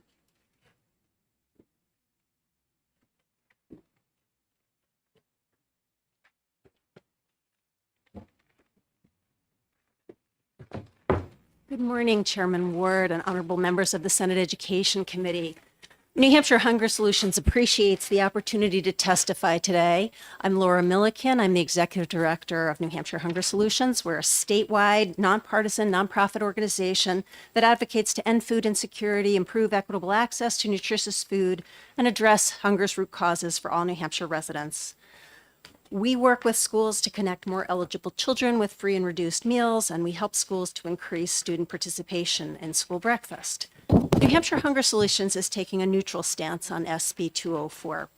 We love the sponsor's intention to ensure that children are not hungry at school and to implement an online application to make it easier for families to enroll their children in free and reduced meals. We are absolutely for raising the level for free and reduced meals and for an online application. We are concerned that the funding mechanism in this bill requires districts to come up with half the cost of these changes.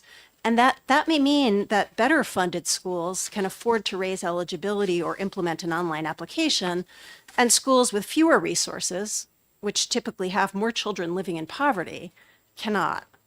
Families across the state are struggling with the cost of housing, childcare, and food. And many families well above the thresholds for free and reduced meals, which you've heard is right now free at 130% of the federal poverty level and reduced at or below 185%, are food insecure. Those folks are food insecure right now, people above those levels. So the way to ensure all children have access, equal access at success in school, is to raise eligibility for free meals and have the state ensure that all schools can afford to implement it. That would be an investment in the health of our children, who are our future workforce. To do it this way, in a way that strains schools' already stretched budgets, risks that some children will be closed out of free meals because their schools can't afford it. We would love to work with the committee and with the sponsor to make this bill work for children and for schools. Thank you so much, and I'm happy to take questions. Questions from the committee members? Seeing none, thank you. Deborah House, you back in here. Did you want to speak? I couldn't really tell. You looked like you erased it, but you do want to speak? Okay, come on up.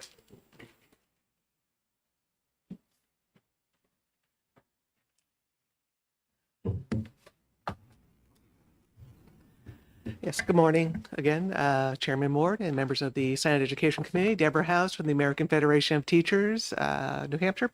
And I am here in support of Senate Bill 204.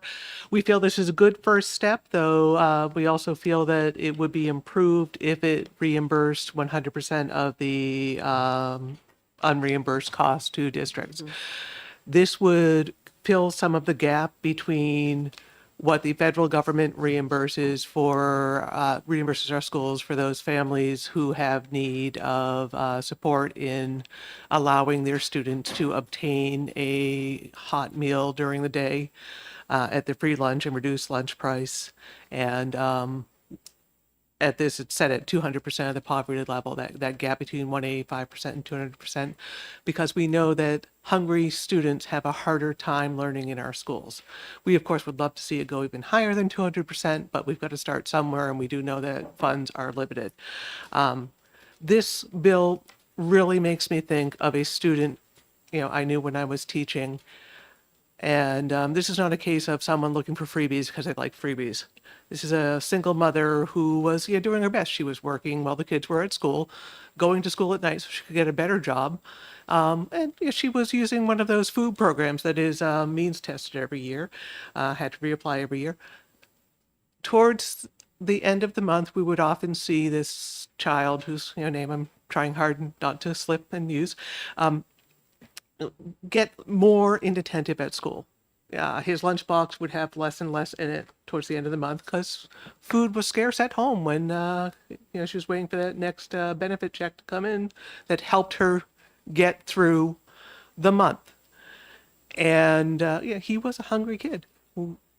As most school teachers will tell you, most classroom teachers tell you, they keep a drawer full of snacks for those hungry kids. He was not allowed to charge lunch because, as the previous speaker said, many districts only allow you to charge so many before they start with the letters home, the phone calls home, going after the parents to repay the charged lunches. So there were times at the end of the month where he might just have a few peanut butter crackers, package of peanut butter crackers for lunch. It was very hard for this boy. A bill like this would help him have a hot meal every day and be more settled, acting out less, disturbing his class less, and able to learn. So for all the little boys like this little sweetie, and he was one of my favorites actually, please pass it. Let's start making steps to make sure that we don't have hungry kids in our classrooms. Thank you. Thank you. Senator Abbas. Thank you, Madam Chair. Thank you for taking my question. I see on line 2, on the first page of the bill, it expands this to 2 meals versus 1. And although I don't have any objection to that policy in of itself, but do you foresee, are you aware of any schools that perhaps would lose their eligibility because they don't actually provide breakfast, or they're unable to provide the 2 meals, but they still would benefit from being part of the program? Well, it was also described as an opt-in program. So if they don't currently provide it, it appears to me they don't have to create a new program to take advantage of all of this if it's an opt-in. Yep. I could follow. Although I support the concept of having the 2 meals, I'm just saying I would hate to see a school perhaps not be eligible for this because they don't, a smaller school that may not provide a breakfast, perhaps. So that might be a good place to look at a small amendment that says if you are doing, if you were doing lunch only, maybe you could take advantage of just providing the lunch only portion. Because you're right, if we have a school district, a small school that is not yet providing breakfast, it may be a staffing issue. You can't get the people there to open the cafeteria early enough to provide it. You wouldn't want to create a hardship to participating. I'm all for trying to make it fair for every school to be able to apply because we want it to be fair for all of the students. Thank you. Yep. Seeing no further questions, thank you very much. Anybody else in the audience who would like to chime in on this one? Senate Bill 204. Jerry Frew.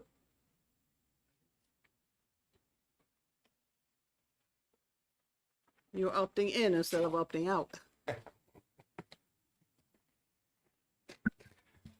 Thank you, Madam Chair, for the opportunity to speak in the waning moments of testimony. Appreciate the chance. Jerry Frew, the Associate Executive Director of the New Hampshire School Administrators Association. And we would like to speak in support of any legislation that is going to result in more kids being able to increase their student achievement by having full bellies and not worrying about some of the meals that they may be able to attain on any given day. We support feeding more kids. We support the idea of opting in to provide taxpayer relief for communities who are currently subsidizing student debt relief. I can think of 4 districts off the top of my head that may surprise you that the lunch debt in those 4 districts alone exceeds over $200,000. And that doesn't include 2 of our largest cities. And I think it's important to have an opportunity for some taxpayer relief, whatever that may be. We would love to see that threshold increased so that more communities may be able to take advantage of that relief. We support easing the application process. Most school districts now have online application opportunities, so we certainly support that.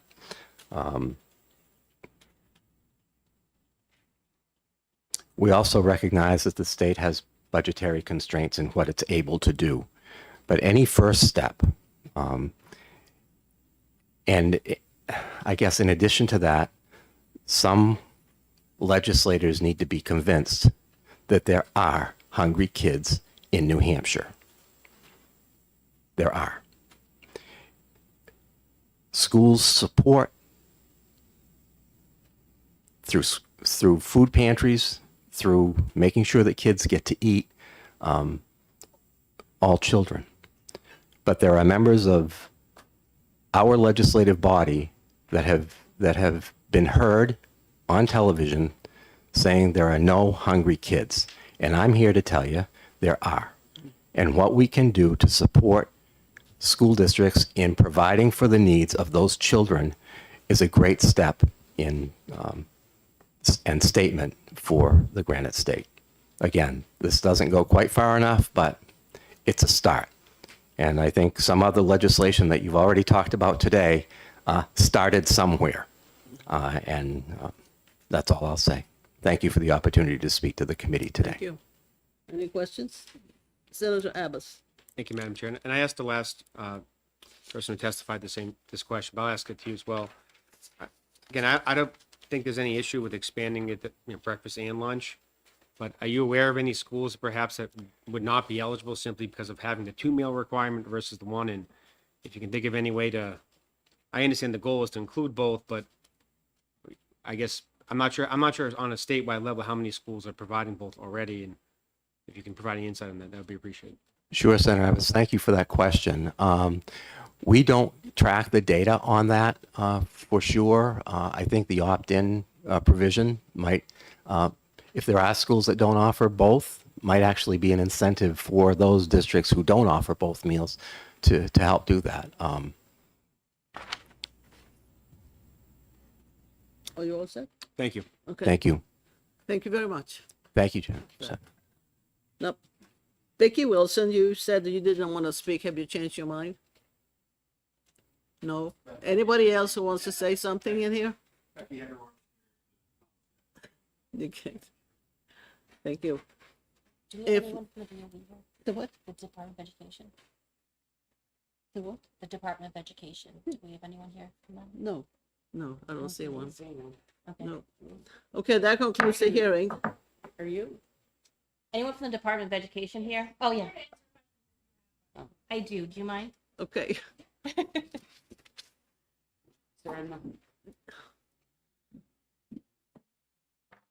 If you don't sign in, I don't know who you are, or that you want to speak. The what? Good morning. I'm Kelly Rambo from the Department of Education, the Bureau of Wellness and Nutrition. Melissa White, Division Director for Learner Support. Okay. Did you want to speak to us, or? I know we're just making ourselves available to answer any questions. That's why I we didn't see. sign up. Okay, If there's okay, questions, fine. we're here. If Any not- questions from the committee members? Senator Sullivan. Thank you very much. And thank you for taking my question. Nice to see you both.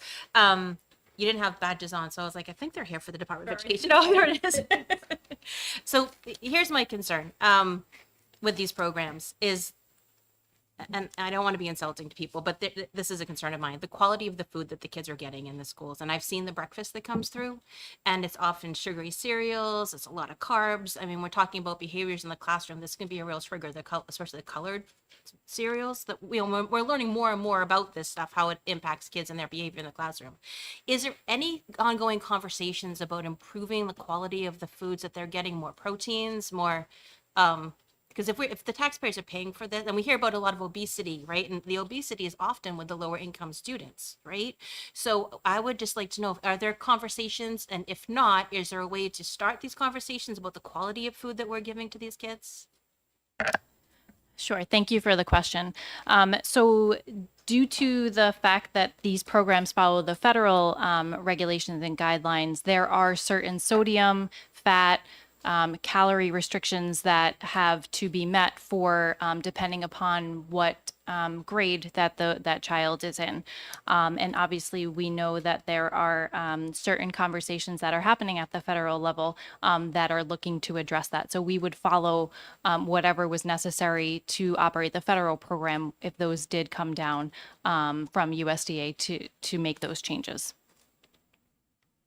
Well, Senator Abbas. Thank you, Madam Chair. I asked this question twice already, but I'll rephrase it. It's same as before. I'm just concerned about having a 2-meal requirement versus one. I'm not saying, the 2-meal requirement isn't a good idea. It just, some schools I don't think are going to be able to become eligible because they don't offer both. So I'm just wondering if right now you have any information on how many schools offer breakfast and lunch. What's the percentage of eligibility? And if it's low, I mean, not that we want to take that out, but maybe it might be in the best interest to take that out simply because of eligibility requirements. Sure. Okay. Thank you for the question.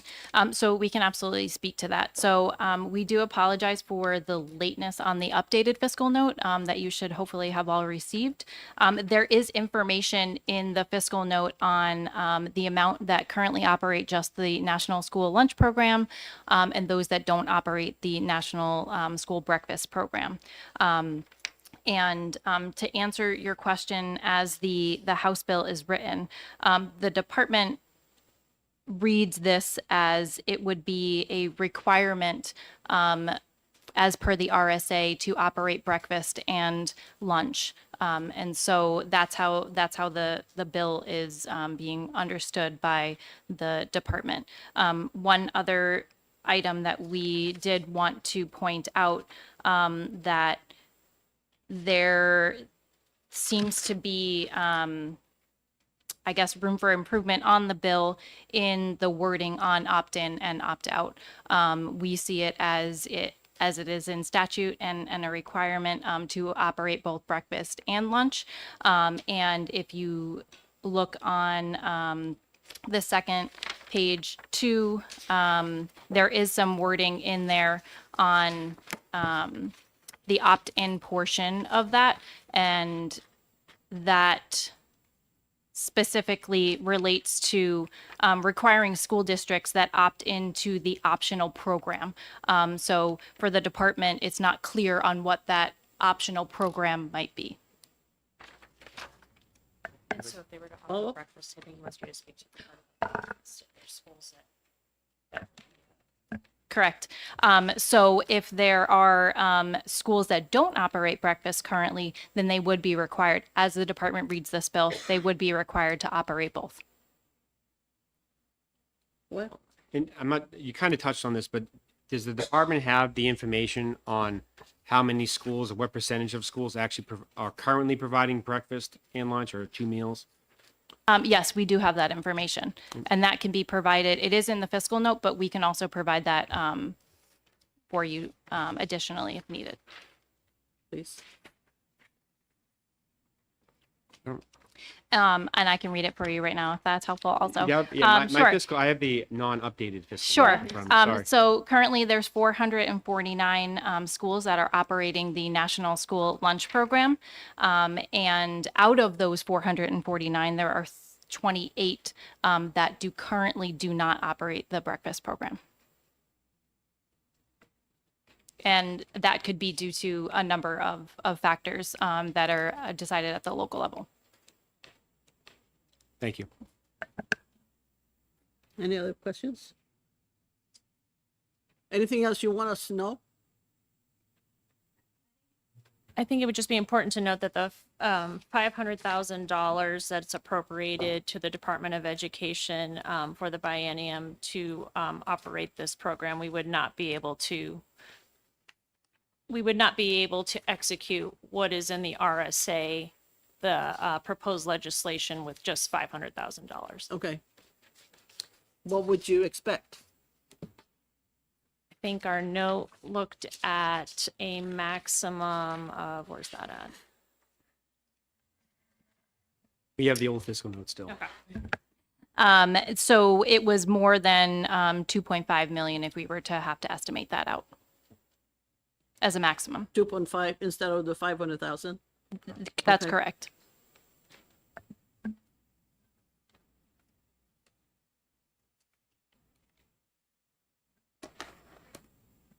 Okay. Any other questions? If not, thank you. Okay. Anybody else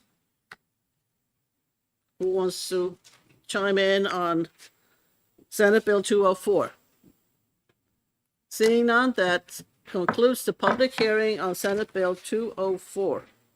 And we are going over to another food bill, which is Senate Bill 207. And let's see who is introducing it. Senator Lang, you're gonna work, They're long. oh, it's long, okay.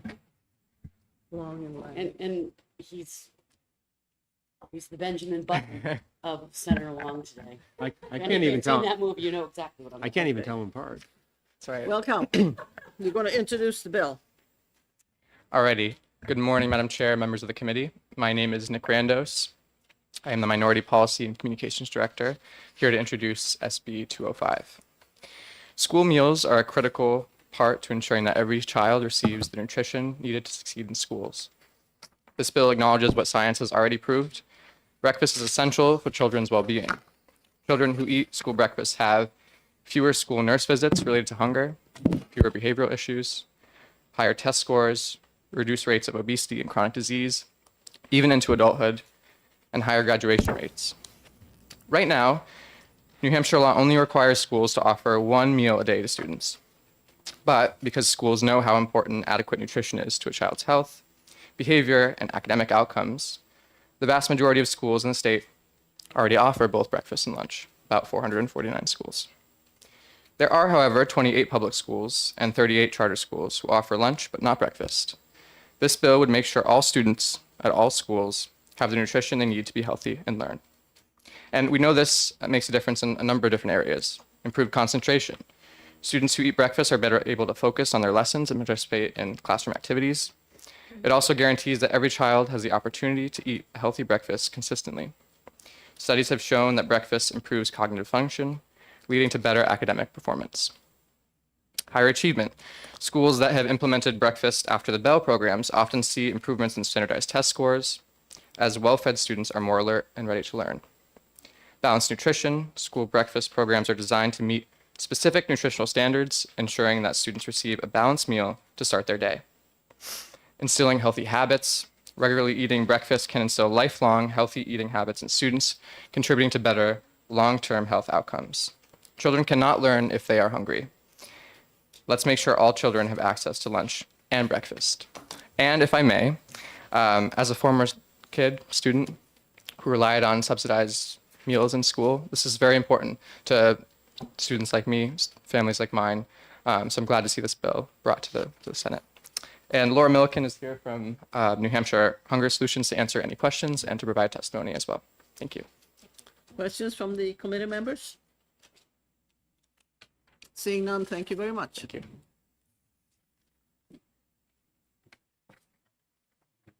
Jerry Fruit? No? Okay. What is this here? Aubrey Friedman.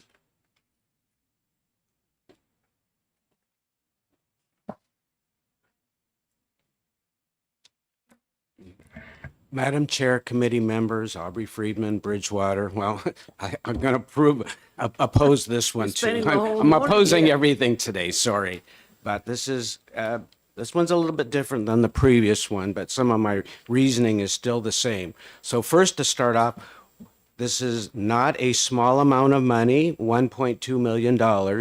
That's the and sometimes these estimates are wrong, as we just heard, 500,000, and it could be up to 2.5 million. But regardless, it's a lot of money. Where's the money coming from? Are we going to have a state sales tax, a state income tax? Are we going to reduce essential services like road maintenance and law enforcement? Nothing is free. So where's it going to come from? That's the first thing I want to know. Secondly, this is my kind of moral hazard argument again. When you encourage people to, freebies, then they'll take them, and it abdicates personal responsibility. Also on this one, so the argument is kids need. I've heard, we heard all the stuff that you can't concentrate and do well in school if you're hungry. So we have one meal, now it's 2 meals. Well, every kid deserves 3 square meals a day. So if we think about it, what are we going to do about the kids when they go home? Shouldn't they have like a bag dinner to go home? I mean, take it to its logical argument. We should provide that. And there's already, and in fact, didn't they kind of do that during the pandemic? Of course, it was all grant money, but, to provide. So also, what about food during holidays, vacations, summer? I mean, if you take it to its logical end, it won't end here, I guarantee you, because the moral argument, kids have to be fed. How can it's not fair. So that's a problem right there. And again, it's up to the parents. And this just is like, well, they can't do it, so the taxpayers have to do it. And there's also has not been mentioned, yes, there is hunger in New Hampshire. There's got to be. I can't believe there wouldn't be. There's poor people. Don't we have family members, neighbors who help out people who are having hard times? Again, why does it always have? It's forced when you take it from the taxpayers, and people are not cold-hearted. They will help somebody that's in need voluntarily. They're quite, of course, if your taxes are high and everything, you're not as willing or able to help people voluntarily. So I haven't heard that mentioned. And then also, lastly, What about bag lunches? When I went to school, I brought a lunch. And when my son was growing up, I didn't give him lunch money. I made the lunch, and when he got older, he had to make his lunch. There was food there, and if he didn't want to make it, I said, I'm not giving you lunch money. There's food there. Make your lunch. And I know there's an academy here in New Hampshire. They don't have a cafeteria, so all the kids do bring a bagged lunch, and they don't seem any the worse for it, to be quite honest. So let's see. Oh, okay. And you might say, well, okay, maybe one of the kids who goes to that school, maybe they're poor, so they already have the SNAP and these other programs available for the parents to, their food is subsidized to buy the food to bring a lunch, do it the cheaper way. And also, I would just want to mention one more thing about I go to all our school board meetings, and one of the student representative question came up about lunches, the cafeteria food, and she said it was not that good, actually, and she complained about it. So, I mean, I'm not saying it's always like that. That's anecdotal, but I suspect there's some food being thrown away. So, and it's taxpayer money. Of course, if it's your own personal, if the parents pay for that, then that's a different issue. But taxpayer money, we should be concerned about.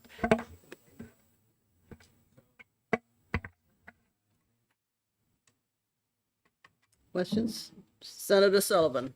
Thank you very much. Thank you for taking my question. Just along those lines, would you believe that when my kids were in elementary school and the lunch menus actually changed under the Obama administration, that we started to see kids just dump whole lunches out because they were not edible?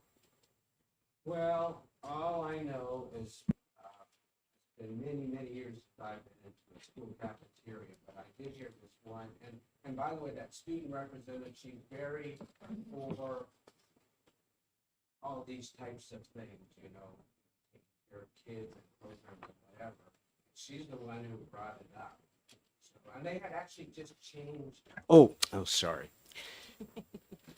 She had actually, they had changed food providers, or there was a new one, and it was supposed to be better and healthier and whatever, but she said, we didn't like it. So I think that I would not be shocked that a large amount of food is being thrown out, because when you force kids to eat healthy food, they don't like it. So, I mean, my own granddaughter, they run from vegetables. So, it's, you have to kind of sneak it in. So I definitely believe that. Thank you.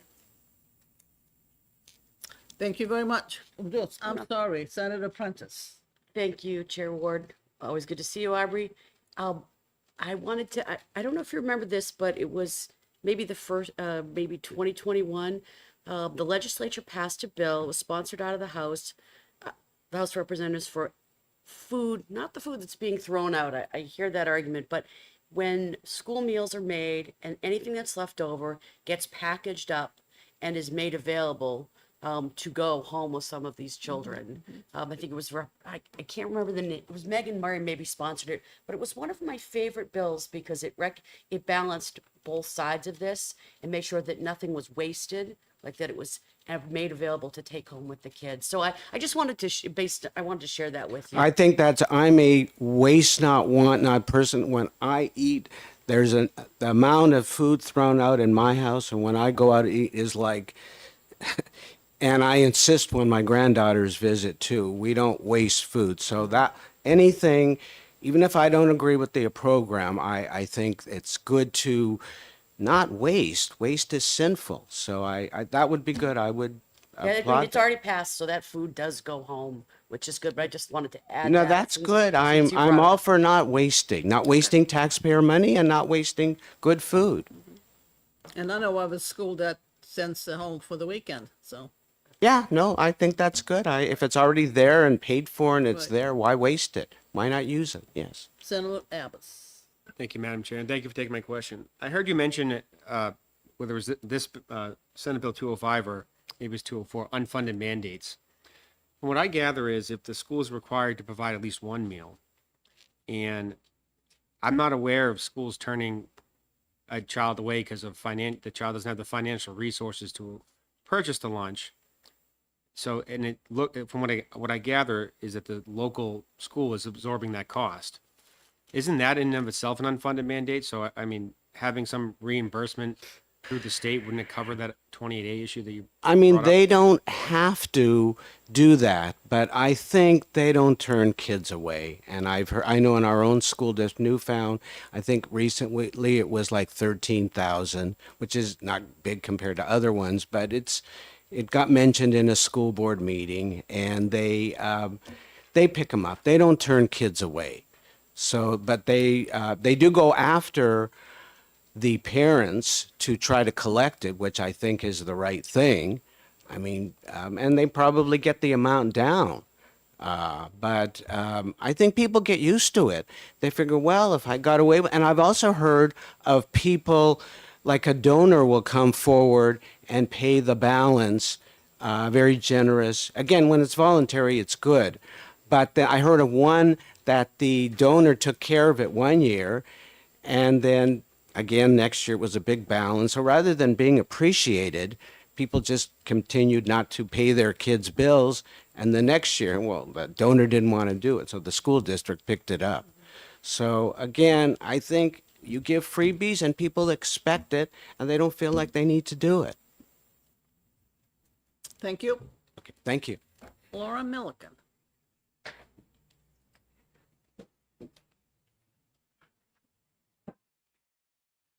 Good morning, Chairman Ward, members of the committee. I'm still Laura Milliken from New Hampshire Hunger Solutions. And I just want to remind you that we're a statewide nonprofit organization. We're working to end food insecurity. We work with schools to connect. We don't collect. We connect more eligible children with free and reduced meals, and we help schools to increase student participation in school breakfast and also to set up food pantries when they need them.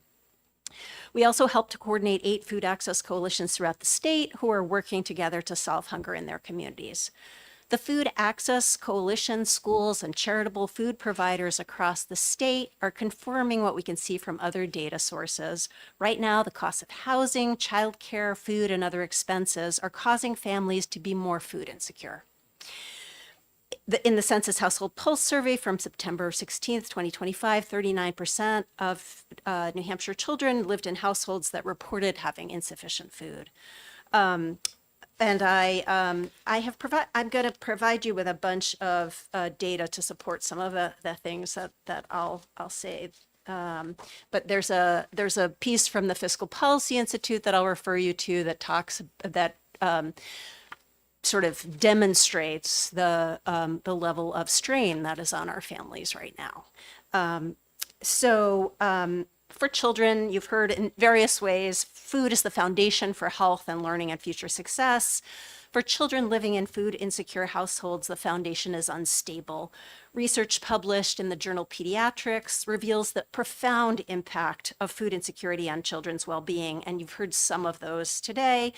They're more likely to experience poor overall health. They have weakened immune systems, higher rates of communicable diseases, higher rates of obesity, asthma, anxiety, and depression.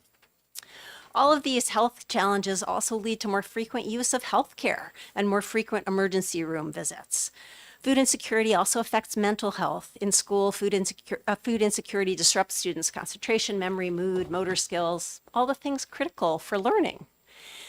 And food insecurity negatively affects children's behavior, inhibiting their social skills and increasing mental health challenges, reducing their engagement in the classroom. But this can all be avoided. Access to school meals, especially school breakfast, has the power to change that trajectory. Children who eat school breakfast have better cognitive functioning, improved attention, stronger academic performance. They're able to be more engaged in the classroom. Research has also shown that access to school meals is associated with reduced rates of obesity and chronic disease later in life. And I just want to pause for a minute and address Senator Sullivan's question. So when I started doing this work, I went into schools and we work with schools primarily on school breakfast. And I thought, they're serving Pop-Tarts. They're serving Cinnabons. Those are not the same Pop-Tarts and Cinnabons and sugar cereal that you get at the grocery store. They are required to meet USDA standards, which have lower sugar, higher fiber, lower fat, more whole grains. So I'm happy to provide you more information about that. But really, there are a lot of studies that show that eating breakfast at school is typically a lot healthier than what's sent from home. That said, the benefits also to academic progress for students of eating school meals is clear, with students who participate in school meals achieving higher test scores, higher graduation rates, which open doors to greater possibilities and a bright future. And I'm gonna give you a bunch of the data that supports what I've said. There's a number of summaries about the benefits of breakfast. So this bill would ensure that all children could access both breakfast and lunch. Right now, most schools have breakfast and lunch because they recognize the benefits. And you've heard that about 28 public schools don't. So food is fundamental to student success, more fundamental even than books, teachers, or curricula. Children can't learn if they're hungry. So please make sure all children have access to food at school by voting ought to pass on 205, SB 205. Thank you, and I'm happy to take questions. Questions from the committee members? Senator Abbas? Thank you, Madam Chair, and thank you for taking my question. So Senate Bill 205 and Senate Bill 204 amend the same RSA, so my opinion would not be wise to pass both because there can be some canceling out. Because I don't think you can just put Senate Bill, cut and paste that and put that into Senate Bill 205 into 204. So is there, I guess, one of these you like better than the other? Is there a preferred Well, one? I mean, as I testified earlier, we are absolutely for raising the eligibility for free meals to 200%. I think that's a great idea. It's the funding mechanism in that bill that we have issues with. We want all children across the state to have access to the same benefits. And so, we work with the Governor Wentworth School District, who just recently voted to raise their free meal rate to 300% of poverty because they can afford to do that. But we work with many schools who have very high poverty who cannot afford to raise rates on their own. So I think that we should, as a state, invest in the health of all our children and give all children in the state access to an equal opportunity at success. Follow up? Follow up. So if I understood your answer correctly, I think, although you're not criticizing one versus the other, but I think your preference would be Senate Bill 204, just address the fiscal side? I think so, yes. Thank you. I think they both, and just to be clear, I wasn't, I just want to be sure that all schools offer breakfast and lunch. It's not entirely clear to me in 204 whether it's an opt-in or, so I think again, we should offer the same chance at success for all students. I agree. I wasn't clear if that was Yeah. creating the mandate. I think 205 does create the requirement. And I'd be happy to work with the committee to work on language. Thank you. Did you have something, Sullivan? No, I Okay. Anything?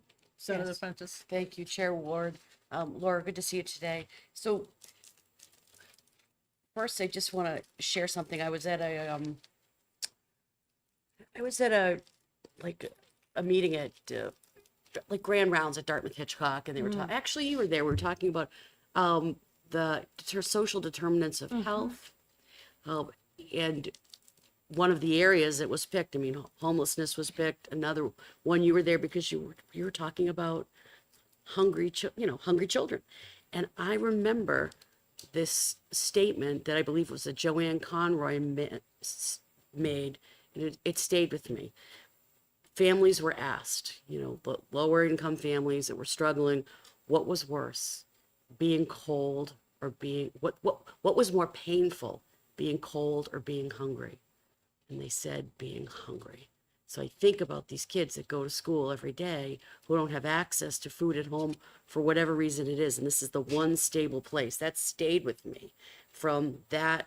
It was, we know that there are hungry kids in New Hampshire, but that one statement that Joanne Conroy made at that meeting, just incidental that you happened to be there, stuck with me. So can you share your from, your subject matter expertise, how some other states might be doing this, because I've been looking at the methodology here.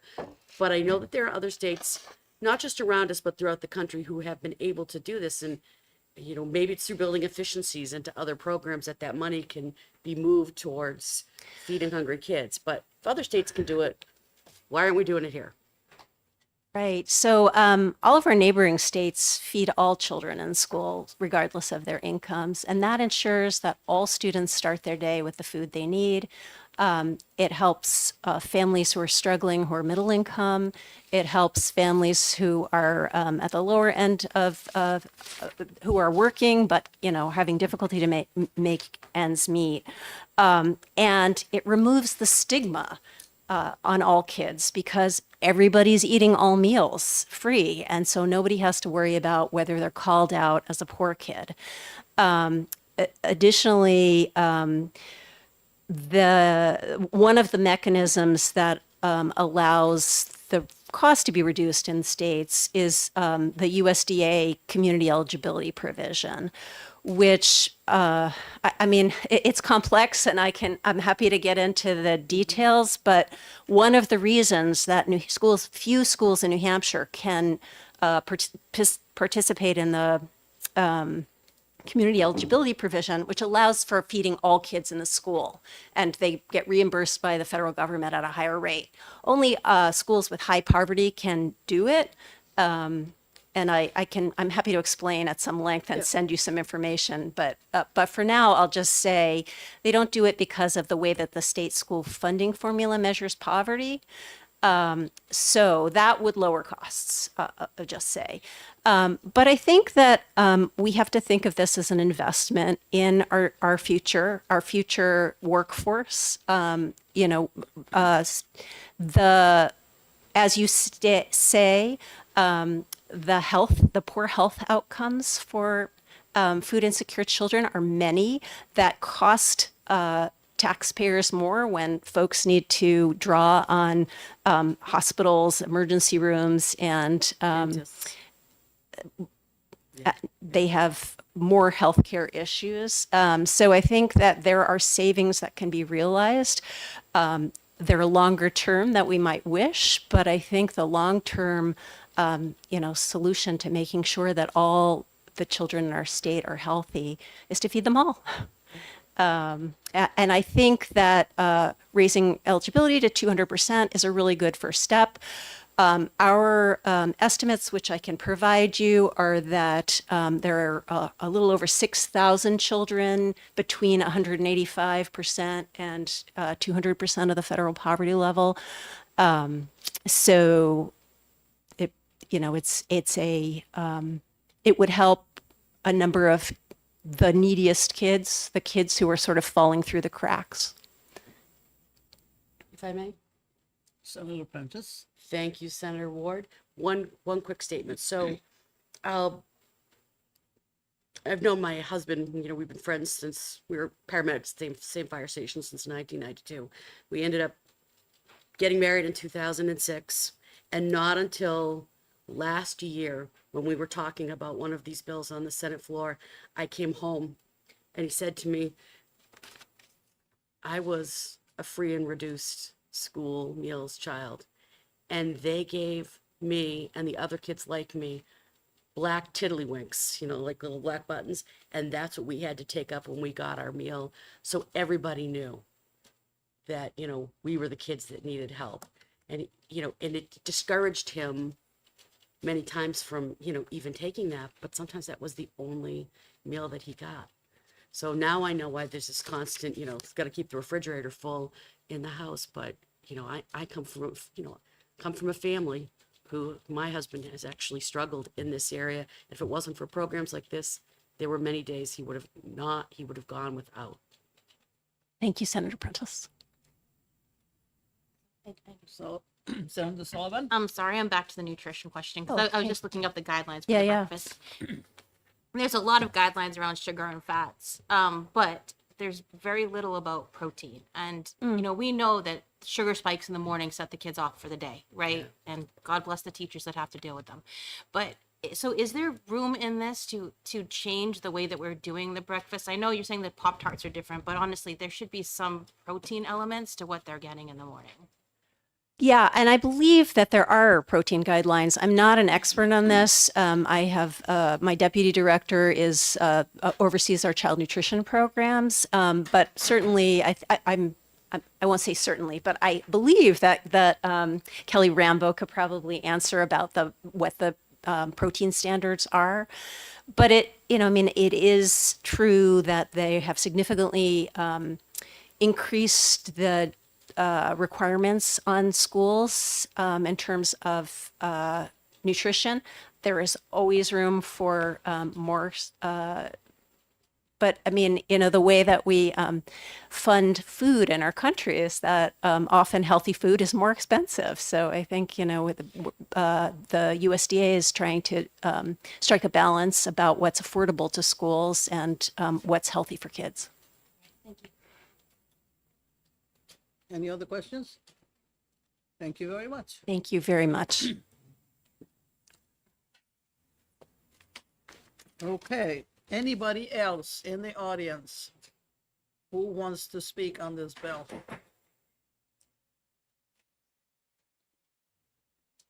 Seeing none, this ends the hearing on Senate Bill 205. What is this? Oh, those the updated financial, right? For this 205? I think, wasn't it, let's just hand it to us? Yeah, correct. Okay, thank you. Okay, this ends the public hearing from the Senate Education Committee. I'd like to exec a couple of bills. Okay. Motion to move the executive session. Second. Going into executive session. And let's see which one you can start. Thank you.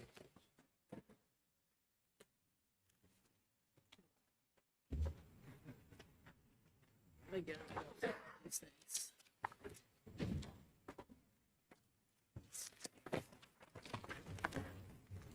There you go, Brian.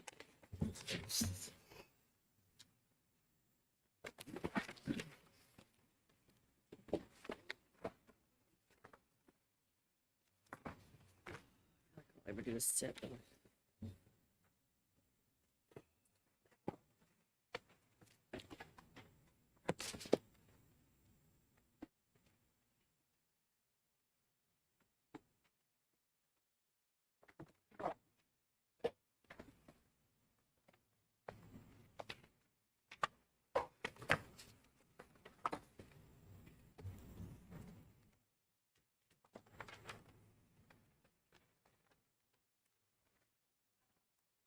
Yeah, let's take a look at Senate Bill 57.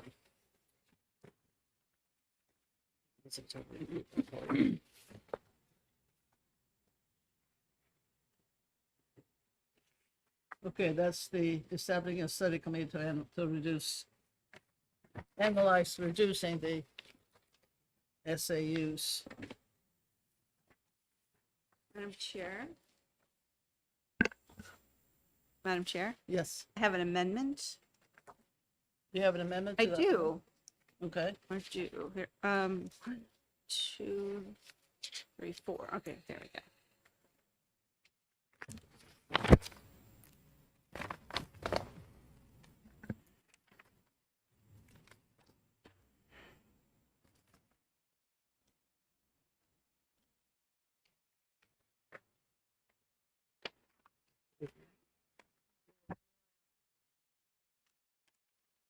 I may inquire, Okay, Madam speak. Chair, is this a replace all amendment? Yes.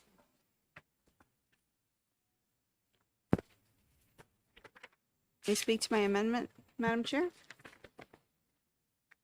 Where is the original? Do you have a copy of the original? Thank you.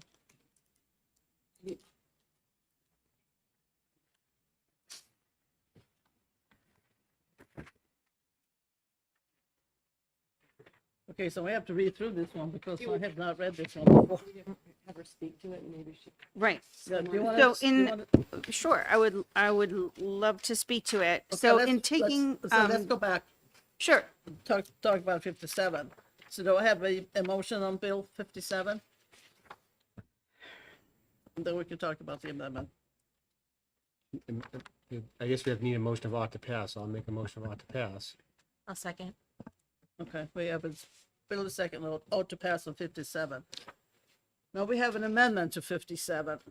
And since I have not seen this, I have to read through it, so give me a minute and a half. Are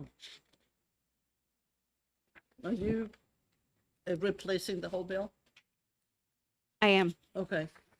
Why don't you speak to it? Okay.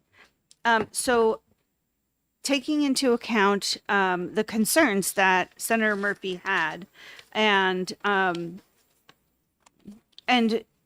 you know, not entirely misplaced at all. Like there is always an opportunity to look at what we're doing and see if it's working for us.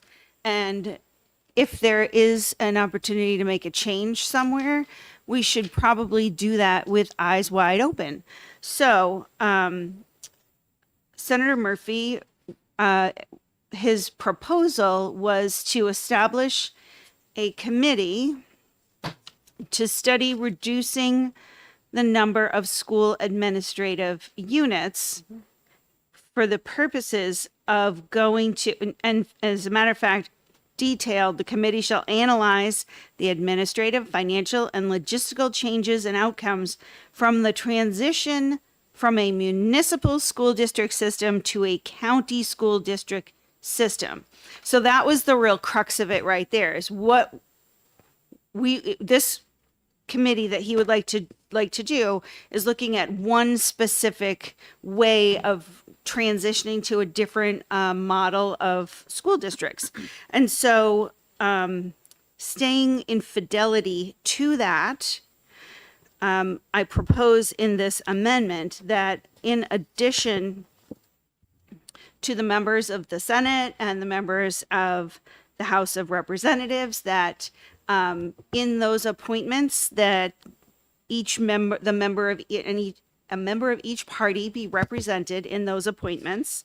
So that's a minor change and something that we commonly do.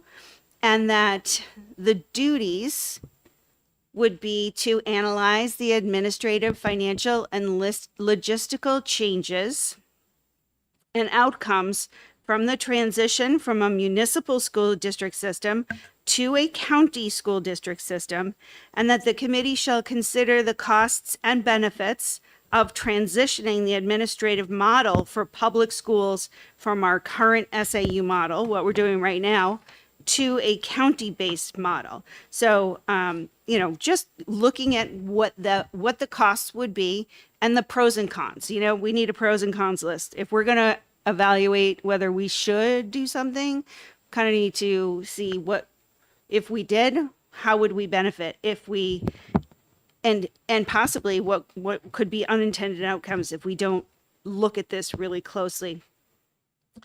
The committee shall ascertain and consider the anticipated costs of developing and transitioning to a county-based school administrative model.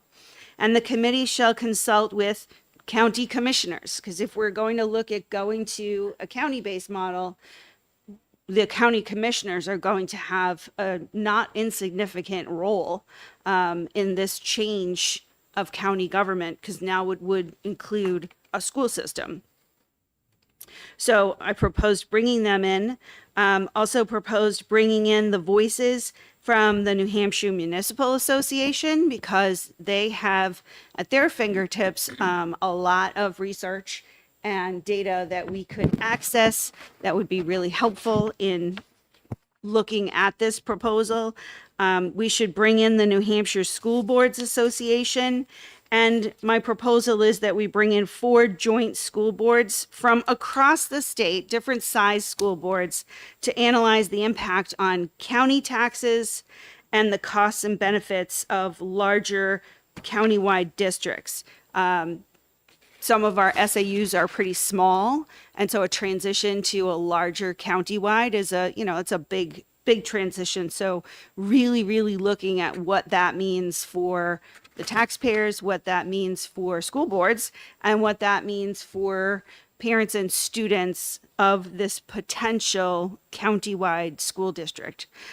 So really, like, no changes to the intention of Senator Murphy's bill. In fact, I really kind of leaned into it and added in voices that would be we know would be immediately impacted. There are probably more people that should be at this table, and perhaps the ones that are suggested here could suggest that as people that could come and give input. But if we're going to put a study committee together, really needs to have that's going to do something like this, we need to have the voices of the people who are going to have to execute it, and it's going to impact them. So that's the crux of it. It stays with fidelity to Senator Murphy's idea and just broadens it so that we're looking at more things. So this is a study committee with 5 people, and you're adding other interested parties. Are those the people that you would like the study committee to interview and gather their information from? Because if you are going to add them to the thing that we're going to have a study commission, it's not going to be a committee anymore. I understand. I understand. I understand where you're going with that, and specifically to address that concern and keep it in a committee, which was Senator Murphy's intention. On line 26, I have the committee shall consult with. So it brings these people, they shall bring these particular people to the table to be consulted with. There may be more. I didn't put them in here, but those were the biggest of the stakeholders and the large, the ones who could offer the most insight into what that kind of a transition would look like. Okay. So that was to get away from doing a commission, which is a whole nother ball of wax. I know. Yeah. Senator Abbas. Thank you, Madam Chair. Just a comment. So I understand having a member of each party appointed to the commission, however, committee. Thank you. I don't think it's been a problem in the Senate as in so much in the House. I'm not aware if there's any independents, but I know you always see a headline here or there of an independent, someone changing parties to be an independent. If it's each party, you would have to have obviously the 2 main parties, and then the independent would have to be the third choice. Maybe I wouldn't really want to require that for the House members. I understand, Senate. Since I've been elected official, I haven't heard of a senator changing parties in midterm or becoming an independent. But that's just that. But Okay. Well, there's only 2 members of the Senate on there, and if the 3 members of the House of Representatives representing each party gives you heartburn, I would be totally down for saying, 2 members of the majority party. That's. that doesn't give me heartburn. I'm a little. Well, I mean, I'm just we could, pointing we out a could, flaw. we can work on this. If you want to work on it, I'm totally, I'm not sure let's do was that. anticipated in. I'm just pointing that out as a potential issue. But I guess what I'm asking is I see the bill as originally written versus the amendment. Yep. It seems it expands and kind of directs what the study commission could be doing. I'll be honest, I'm not sure whether we adopt the amendment or we leave the bill as is and there's a study committee makes a recommendation. I think at least the town that I live in, I mean, I don't think this would benefit that town at all. So I'm not sure I would support whatever the recommendation is, but just the principle of a study committee having kind of dictating all this information in there. I feel like if they didn't do that on their own, whatever report they have is going to be flawed. So do we have to direct them that much in their what they're studying? Or because again, if they don't interview or they don't discuss or receive any testimony or from any school, superintendents or any school board, right off the bat, to me, that regardless of how I feel on what they're recommending, I think there's not going to be much credibility to it. So I don't think we need to direct that in the study committee, in so much as that. I hear you. My direction, like what I have as duties, doesn't differentiate from what Senator Murphy has as duties. It adds in the anticipated costs of development and transition, which that's, I have all of what Senator Murphy had, and then added in how much would it cost to develop that program and transition to it, and asking the stakeholders who would best be able to answer those questions to participate in that, in getting to that answer. So it's actually like, I did not mess around with the intent of Senator Murphy's bill at all. In fact, I really leaned into it because this is not the first time that that this body, and previously when we served in the House, not the first time that we have been asked to look at a different model. So, okay, like there's no harm in looking at a different model and seeing like, is this something that we should consider? And if it's not, okay, then we know, right? Like, so it's actually, I really, really was intentional on staying true to the intention and most of the language just added to Senator Murphy's language. If I can clarify, I'm not saying that they shouldn't consult with the school board association, right? I think it would be very wise in their endeavors if that's what that they do that. But do we normally dictate that in the actual law that they have to consult with the school board association? I mean, I'm just saying, I get what you're saying, but I'm not sure it's Senator Abbott, so I just wanted to add, this got me thinking to a study committee that I had over like the summer. I went and looked it up, and it was last session, Senate Bill 545. It had to do with the scope of practice for veterinary technicians, because I was looking at the large animal veterinary shortage in this state. And in it, I specifically put, the committee shall seek input from, but not be limited to, the following: New Hampshire Veterinary Medical Association, the Veterinary Technician Association, the New Hampshire Farm Bureau, the Office of Professional Licensure and Certification, Board of Veterinary Medicine, and the State Veterinarian. So I was intentional about who I wanted to have, but put a little caveat on there that said these people at least need to be at the table, but it didn't limit me in case there was someone else that I wanted to bring in. And I wasn't, Senator Alshaw, I should have connected with you ahead of time. I wasn't specific, and this is not the only study committee I've done, but one of them, that about which party. What I found is that the Speaker of the House sent, a member of each party to the committee, and that I was the only senator. So, on those, it was like one senator, and then the House, the Speaker was intentional about that, at least of this study committee. So, but Senator Abbott, to answer your question, yes, we can be very specific. It makes sure that it's on record to get these folks in, and it leaves and by leaving that not limiting to, it gives you the ability to invite others in. And if I may, one of the things that I like about this, and it does lean into where Senator Murphy wanted to go, which I'm not opposed to, is I asked him, have you talked to the counties? Because we're talking about county business.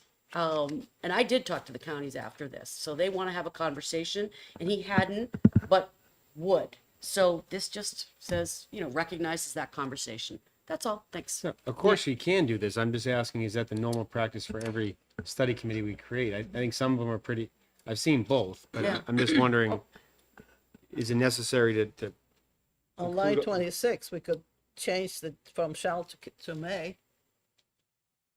Then you don't have the onus of having to do it, being forced to consult with these people if you don't have the time. Yeah, I find this amendment very, well, it's a replacement actually, really cumbersome, especially when you get to the 4 joint school boards across the state. Like that's a heavy lift. And I think the point of the study committee is to give them the room to ask the questions of the people they need to get to do the fact finding. Right, so I won't be in support of the amendment. if it was a may, I think it would maybe present the preference of the body and the preference of the committee of who the study committee would consult with. But if any of these perhaps become too burdensome to fulfill, I suppose what would happen if they must do it and they, for some reason, can't, they just, despite best efforts, don't manage to get 4 joint school boards there, they're not violating their duty, but it's certainly, Well, I have a suggestion that we leave this bill. We do not finish it today. I have meeting at 12 and we have to be out of here at 12 anyhow. Okay. And set up a session where we do nothing but exec bills, like another 3 hours. Yeah. Something that, because I think that at this point, I think there are some time available where we can just do that. And then we have time to discuss it in more detail. Yes. Thank you, Madam Chair. And I want to be clear with the committee members. I don't have pride of authorship on this. I was hoping that we would be, taking this as a template for a committee amendment to bring it forward. Again, didn't know when we were going to be execing, so I had it tucked away in my folder. And if, some committee chairs give a list a couple of days ahead of time. And, I sent out amendments to a different committee. I hadn't here because I wasn't sure. I did So send my out a- apologies, but this is presented as a committee I amendment. did send out an email to all of you. that I'm we were so gonna accept sorry. these bills. But Thank you. realizing that bills that we had today took more than 15 minutes each. So we sort of strapped for time, and I like to be able to sit and discuss this with a reasonable amount of time to without a time limit hanging over us. So I think we have to withdraw the motion on the amendment and then withdraw the underlying. I'd like to withdraw my motion of ought to pass. A second. all those in favor of withdrawing the motion? Or Aye. withdrawing the Aye. movement? Aye. And Actually, we didn't have a motion. You were just introducing the amendment, so, all right, thank you you. only had a motion on the bill I itself. appreciate the discussion. Madam Chair. We're ready for the next one. Oh. No. We are now, we have some background on this one. Now just Which that one are you going when to we next? Open it up. No, we're not gonna go anyone else. We're not doing any more? No. All right, and- Because I have to be, Oh, no, you're fine, you're fine. I have a meeting too. I was just curious. I had hoped that we would finish sooner than we did today with those 4 bills. Yeah. But it took too much time, so I like to set aside a time just to do the executing of bills, because we gotta get them out. They're all FN bills. Yep, We gotta understood. get them out, so. Madam Chair, Yes. if it would please the chair, I think there's, I'm not sure about 206, but I think that might have less confrontation. There is an amendment, but I do have an amendment to 206. Do you want to do it and I leave and somebody takes over? Oh. Because I have to be up at a meeting. All right, so can I do this? Can I give everyone the amendment on that so they have time to Yes, review it? yes. Is that fair? So which one is this for? 206 cell cell phone phone bill. bill. 206. I thought I already had it. Yeah, I Yeah, have a oh, you copy. already have it. Yeah. We got a paper situation going on. Thank you. So, I Oh, we already also, have this. Are Okay. there yeah. two Okay. amendments or one? no, amendment? there's only one. I didn't realize you already got it. Oh, Okay, thank you. 298S. Okay, yeah. Do got you it. have the amendment to 97, FN? I have so Senate Bill 206 and the amendment I have is 298S. I don't have that. I don't have anything to 97. Okay. 206. Senator Sullivan, do you have a 297 I'm missing? I have 97 here. 024. And it's just small. Oh. It's what the School Boards Association had requested, so Yeah, right. it's just a line. Oh, okay, so this is a separate, Yeah, oh, but it gives you guys time to look at it before we exec them. Okay. So there's no surprises. So can I have a motion to get out of executive? I'll make a, oh, sorry, go ahead, Senator Sullivan. I'll make a motion to leave executive session. All those in favor? Second. Second. Do I have a second? Aye. All those in favor? Aye. Thank you very much. You're welcome. I will set up a time to do nothing but executing these bills and be able to discuss them thoroughly.